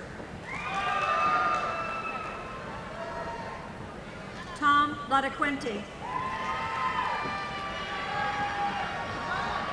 Richard James Lesniak. Chad Allen Linton. Hernando F. Lozano. Mark Francis Lytle. Samuel C. Mason. Michelle Lynn McNett.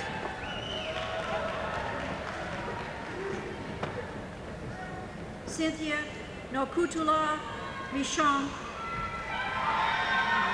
That one helps.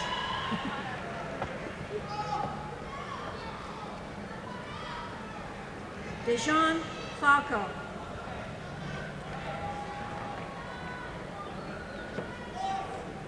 Norimi Modisi. Jeff Moken. William B. Nielsen Jr. I. Nishioka.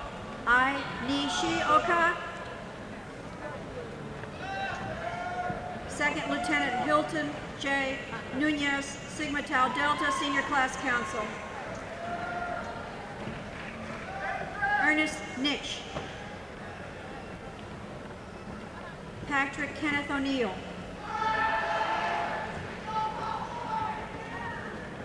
Minoru Ogawa. Alan Carol Oliver. Brian R. Parker, Senior Class Council. Michael Anthony Parrott. Laura Jean Pierce, Who's Who 1992, Omicron Delta Kappa. Jeffrey Scott Reese, Omicron Delta Kappa, cum laude. Jeanette Marie Riggs. Carlos Eduardo Rodriguez. Carlos Jose Salazar, Omicron Delta Kappa. Jason L. Schwartz. Don E. Schutte, also a candidate for the degree of Bachelor of Science in Aviation Maintenance Management, magna cum laude. Michael James Soder, Phi Beta Lambda. Michael Sean Stelwag, Phi Beta Lambda. Robin Denise Stockwell. Joseph I. Strickland III, Phi Beta Lambda, Omicron Delta Kappa, cum laude. Haruki Takada, magna cum laude. Raymond J. Tangway. Second Lieutenant David Martin Tenenbaum, Who's Who 1992. George Allen. Christopher Patrick Tetler. Kirsten Lynn Thomas. George Allen Tyler. Dale Edward Veach. Anissa Elizabeth Weed, cum laude. Linda A. Zinn, Phi Beta Lambda, Senior Class Council Secretary, Omicron Delta Kappa. Candidates for the degree of Bachelor of Science in Aviation Maintenance Management. Darsha Indra Abiwarder. Ali H. Abul. Eduardo Paul Barrio. Leighton Andrew Chinhey. Jeffrey James Costello. Joseph L. Dianto. Robert R. Frankel. James Lawrence Holland. Hun Woo Kim. Danny Lee. Carl Herbert Lineberger. Jeffrey B. Lingo.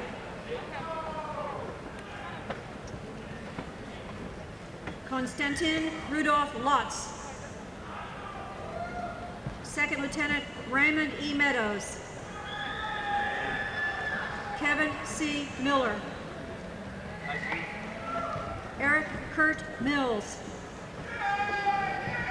Jeffrey Dwayne Pipping. James J. Romano. Robert E. Sauerwald, Phi Beta Lambda. Thomas Kendrick Schill. Peter Charles Settembriano Jr. Allison Ravindall Slight, cum laude. Connie A. Smith. Ronald Scott Stager. Michael D. Torino. Jeffrey Dean Wells.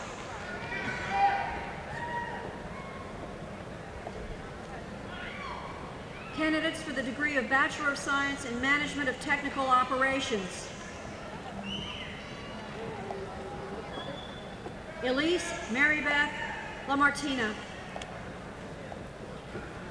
Jennifer Lynn Warren, Senior Class Counsel.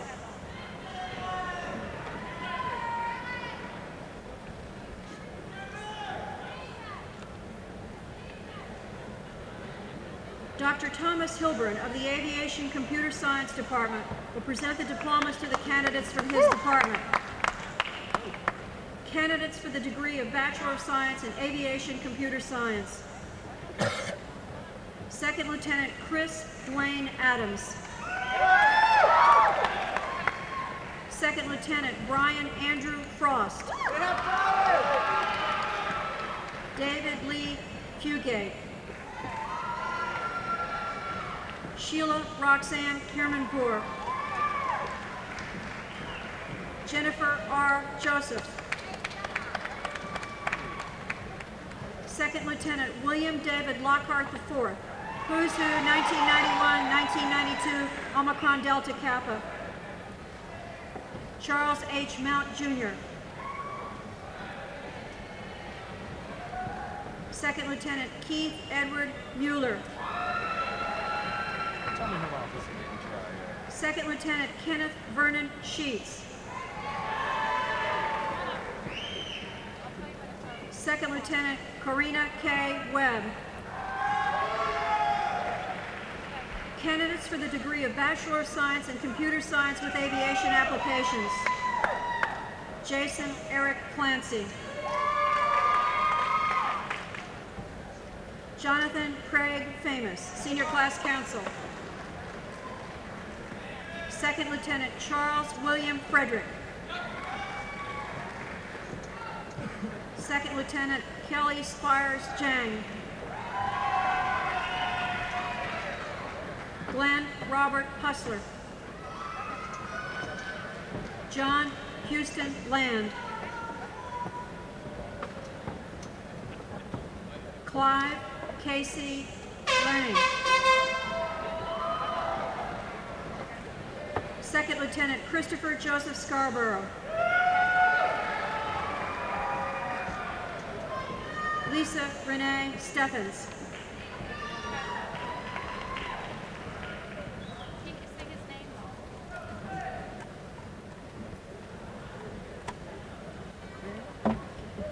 John Edward Watovich.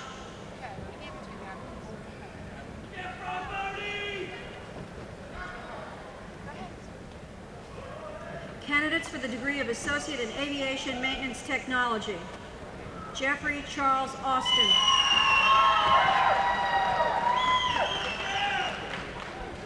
Professor Paul Taylor, Program Chair for the Aviation Maintenance Technology Department, will present the diplomas to the candidates from his department. Wesley J. Belcher. Jonathan Oliver Boots.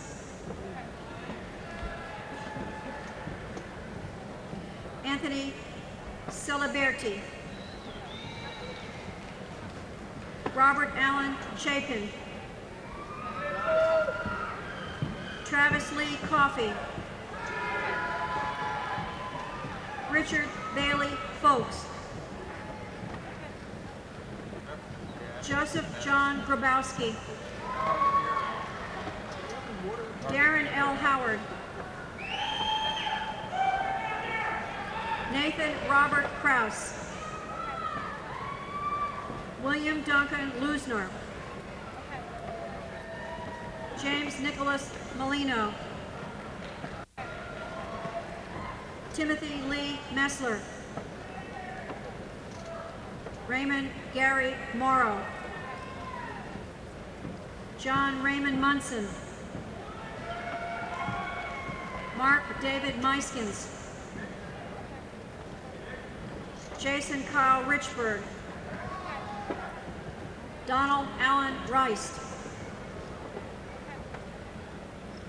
Fernando Lopez Roxo, Jr. Adam C. Sant. Richard Bruce Steinhauer. Greg Richard Williams. Christopher Randall Whitrick.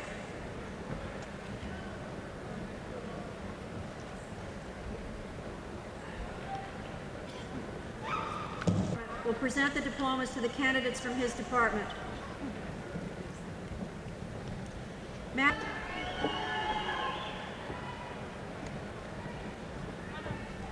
Shanna Lee Benton, Senior Class Council Vice President.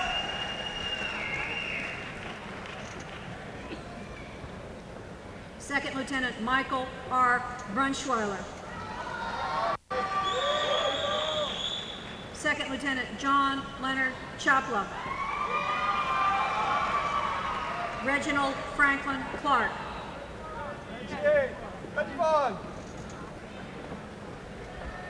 Abdullah Fauzi Galayini. Mark Claude Hogan, Senior Class Council President. Mark Christopher Hunt. Second Lieutenant Matthew Scott Kuhn. Daniel James LaRoe. Second Lieutenant Scott D. McIver. Cesar A. Mendoza. David Allen Nagy. Jason R. Rice, Tall Alpha Pi. Eric John Marina Scardufa. Daniel Siegel. Dennis Ronald Stewart.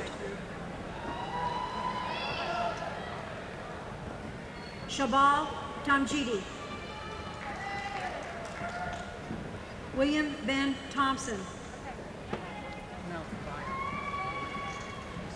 Elena Michelle Trawl.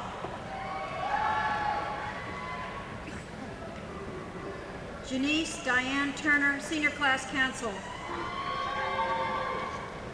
James Lumont Vire, Senior Class Council. James E. Weisheit. Candidates for the degree of Bachelor of Science in Aviation Technology. Cornelius Gerard Boss. Richard Winton Boyd III.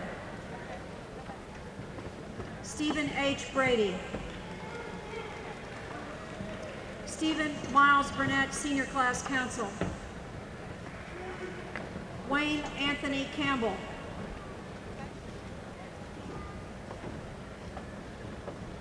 David Manuel Sinaro, cum laude. Mark Allen Danner. Daniel Paul Evans. Clifton Edward Gee. Robert Hanson. Harold Helgeson. Kenneth Michael Jenkins. Robert John Kovacs. John Michael Krupskis. Jerome Christopher McCavitt. Charles Edward Robinson, Jr. Second Lieutenant Henry Stanley Soughton, Jr. Thomas Patrick Schneider. John Ramsey Shields, cum laude. Daniel Vega, Jr. Second Lieutenant John Kenneth Wolf, cum laude. Robert E. Young, III.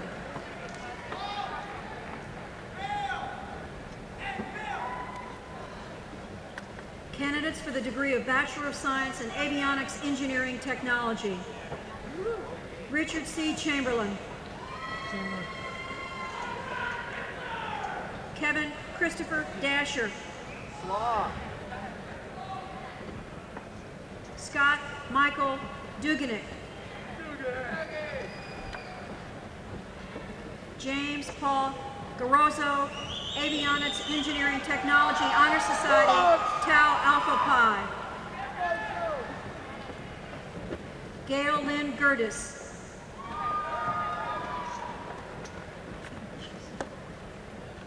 Jagun Lee, Avionics Engineering Technology Honor Society. Andrew Thomas Pratz.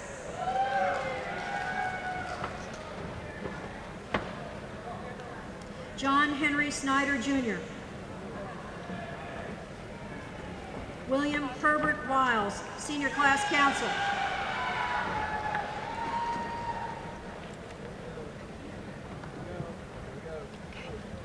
Dr. Shiv Agarwal, Chair of the Physical Sciences Department, will present the diplomas to the candidates from his department.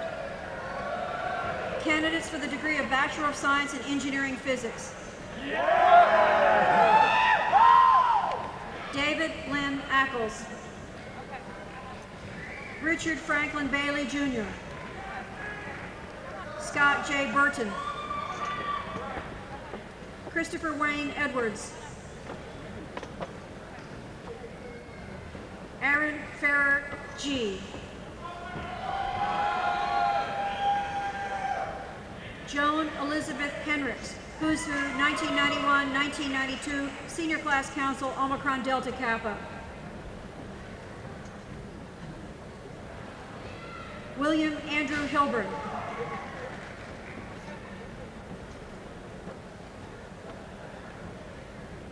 Wendy Ratna Sari Jogasur Surya, Who's Who, 1992. Jennifer Kimball. Brian Edward Rodley. Thomas Eiler Sims IV. Jason Ellerman Walker. Brian Scott Wolf. This concludes the undergraduates from the Daytona Beach campus.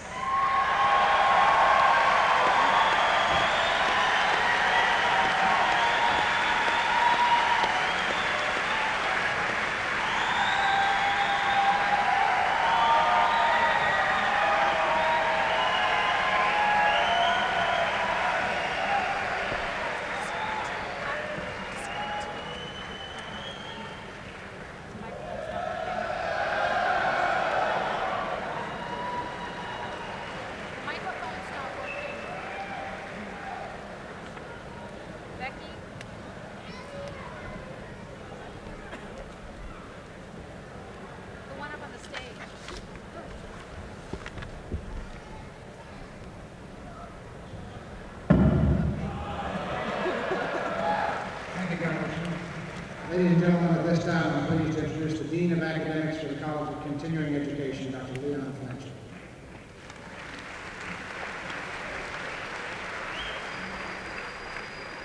Ladies and gentlemen, the College of Continuing Education oversees residence centers in the United States and throughout the world. We're very pleased to have a number of our students and faculty here today to participate with the Daytona Beach campus in their commencement ceremonies.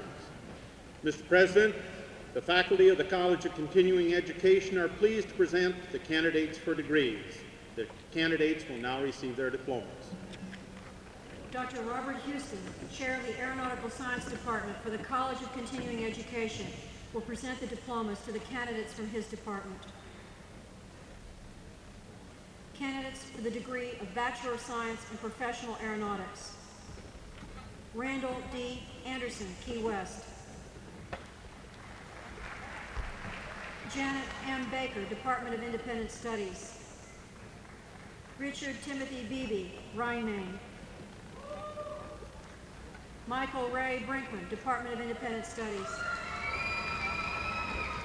Gregory T. Carter, MacDill Air Force Base, magna cum laude. Richard Allen Citrino, Jr., Department of Independent Studies. Thomas Joseph Cola, Fort Lauderdale. Derek Carl Day, Department of Independent Studies. Grisha M. Denmark, Cecil Field, Florida. Francisco Leonardo Gonzalez, Patrick Air Force Base. George Robert Hawk, Tyndall Air Force Base. Akram Ulibad Khan, Miami, Florida, cum laude. Andre Lee McGee, Andrews Air Force Base. Kenneth C. Nickerson, Fairchild Air Force Base, cum laude. Antonia Ojikwe, Fort Lauderdale, Florida. Frank D. Pacelli, Portugal.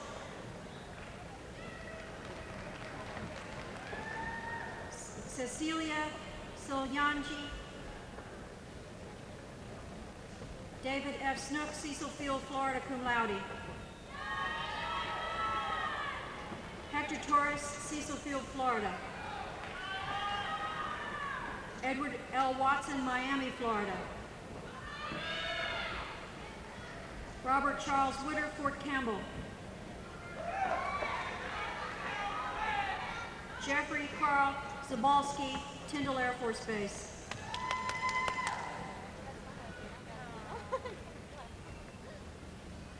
Dr. Vance Mitchell, Chair of Aviation Business Administration for the College of Continuing Education, will present the diplomas to the candidates from his department. Candidates for the degree of Bachelor of Science in Aviation Business Administration. Sherry K. Fry, Norfolk, NAS.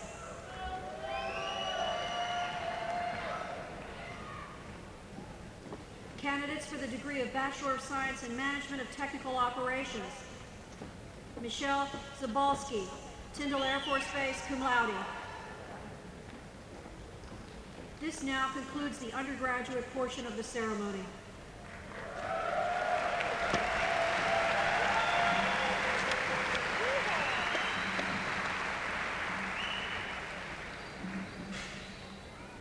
President Sliwa, the faculty of the graduate school are pleased to present the candidates for degree. Dr. Robert Hall, Dean of the U.S. Division for the College of Continuing Education, will assist me in handing out the diploma. The master's hoods which candidates are wearing were awarded at a ceremony earlier this morning so that they could be recognized as graduate candidates. In the classical tradition, Embry-Riddle's hood reflects the school's colors, sky blue and sun gold. The eagles on the gold chevron are symbolic of the unique mission of Embry-Riddle Aeronautical University. The candidates for master's degree will now receive their diplomas. Candidates for the degree of Master of Aeronautical Science. Abdul Aziz Yosef Al-Haji. Susan Margaret Burrell. Timothy D. Croft, Barksdale Air Force Base. Khalid Ibrahim Isha. Gregory Lewis Friedman, Tyndall Air Force Base. Holly Mangum Funk, Loring Air Force Base. Bruce Edward Gates, Tyndall Air Force Base. Franz Michael Holtzman. John Joseph Ippolito, Patrick Air Force Base.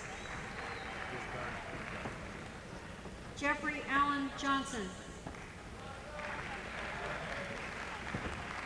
Konstantinos Kolothios. Charles L. Lee. James F. Leondike.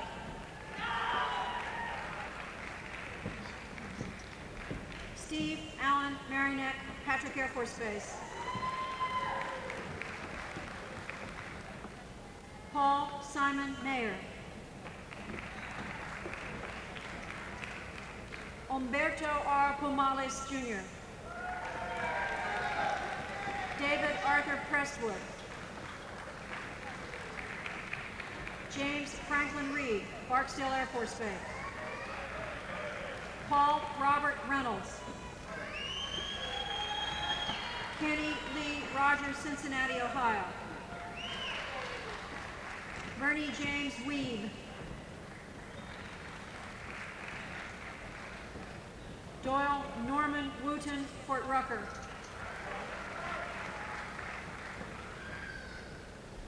Candidates for the degree of Master of Science in Aerospace Engineering. Salid Ali Kabani.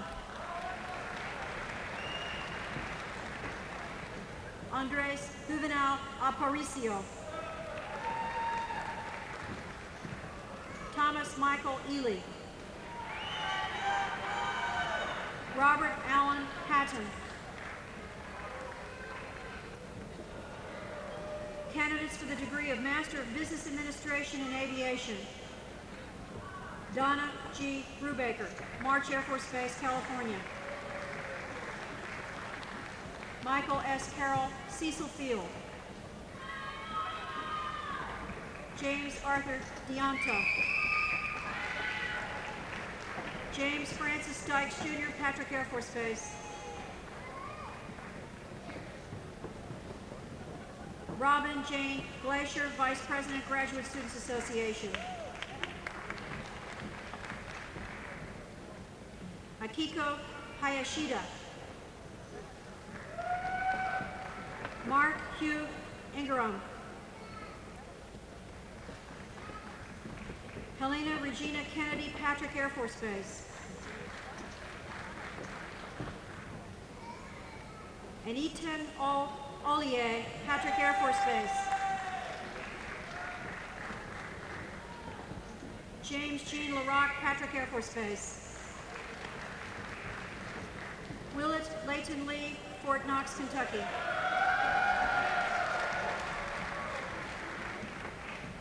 Mary LaChantrell Lott Wise, Patrick Air Force Base. Larry J. Richardson, Fort Lauderdale, Florida. Lieutenant Blake Edward Salmon, Cecil Field, Florida. Lloyd Crawford Shelton. Roger A. Smith, McClellan Air Force Base. W. Michael Strasser, Fort Lauderdale, Florida. Richard James Strollo. Douglas McFadden. Scott Cushman Sweetie, Annapolis, Maryland. Stephen Filene Newberg, Graduate Student Association President. Gregory Scott Thompson. Michael Ray Trevette. Jerry James Verghese, Who's Who 1992. Nicholas Charombalous, Patrick Air Force Base. Candidates for the degree of Master of Science in Technical Management. Craig Scott Diotillo, Patrick Air Force Base. Douglas J. Farrell, Patrick Air Force Base. Christopher Dominic Versora, Patrick Air Force Base.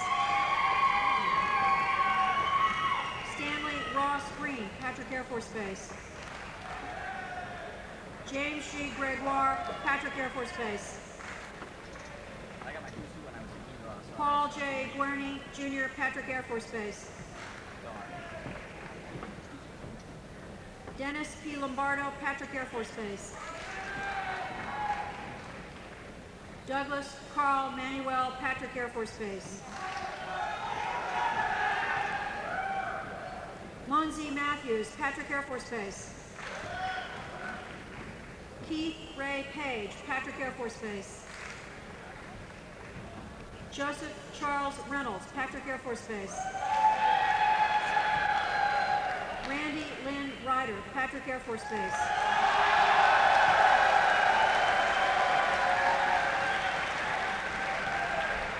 This now...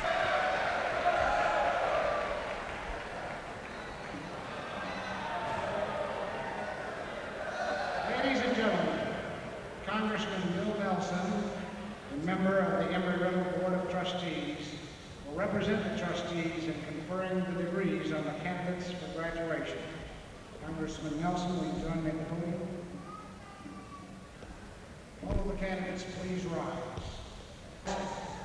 Upon the recommendation of the faculty of Embry-Riddle Aeronautical University, it is my honor to present to you candidates for graduation.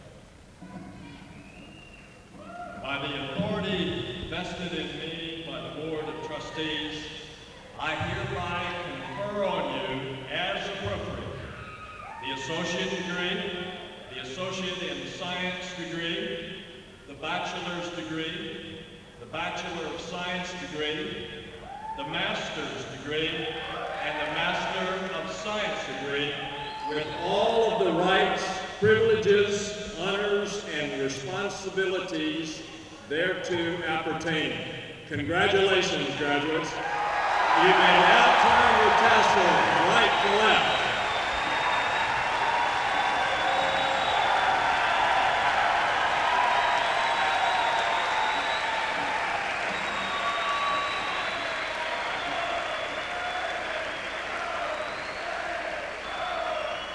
Congratulations. Take your seats, please.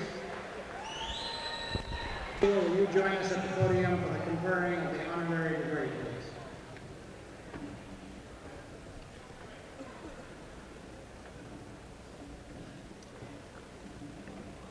Will Jake Dorn please come forward? Jake's 3 terms in the United States Senate. He's led quite a career. For this person, yours truly, as a former member of Congress, Jake was a mentor to me. Jake was selected to fly in the space shuttle, and when I was selected to train, we spent long hours where I learned from his experience. We shared the experience of tragedy together when just 10 days after our flight, STS-61C, returned to Earth, the spaceship Challenger exploded. And Jake and I had to go to work as the respective chairman, he in the Senate and me in the House, to try to help assure this nation of a future vigorous and robust space program. Now, he has served with great distinction. He's tirelessly promoted the benefits of aeronautics and space exploration. And as you heard today, Jake is an aviator of some considerable distinction. He's had a military and commercial flying career characterized by vast experience and firsthand knowledge. And then when he flew in STS-51D on the spaceship Discovery, he conducted a number of medical experiments while he orbited this spaceship Earth 109 times. And because of that experience that he brought to bear in the political cauldron in Washington, he has broadened this nation's commitment to explore this harsh environment out there. And yet he has shared with us the sense of sheer obligation that we have as explorers and adventurers to adventure out.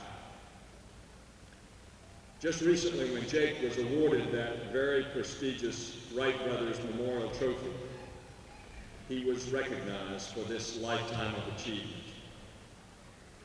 There are personal items that you don't know about Jake, and I'd like to tell you just one. After he had flown, Jake didn't have to do this, but his daughter was dying of kidney failure from severe diabetes. And Jake Garn, the explorer, the pioneer, then stepped forward as the father and donated one of his kidneys to his daughter. So this is the kind of man that we honor today, and for that extraordinary statesmanship, we at Emory-Riddle Aeronautical University are honored to award this honorary doctorate to Jake Garn. Senator Garn, by the authority vested in me by the Board of Trustees, and on the recommendation of the faculty, I hereby confer on you the degree of Doctor of Aeronautical Science, honoris causa, with all of the rights, privileges, honors, and responsibilities appertaining thereto. Congratulations, Jake.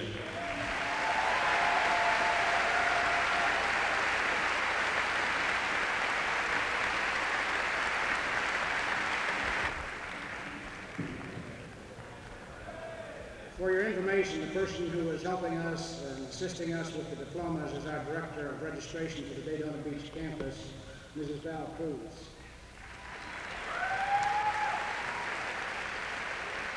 And the music today has been provided by the Melbourne Municipal Band under the direction of Claire Bristol.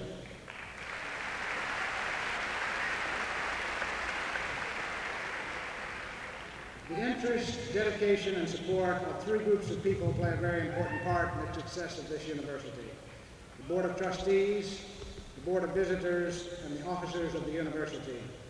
Will the members of these groups who are with us today please stand so that we may recognize them?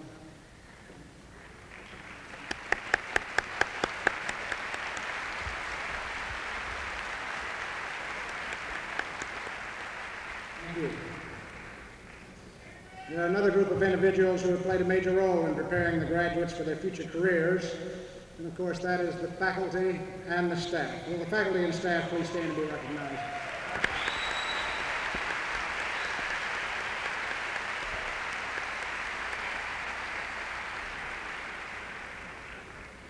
And our most honored guests here today are the families of the graduates. You have sacrificed much to get them to this point. We would like you to stand and let us honor you.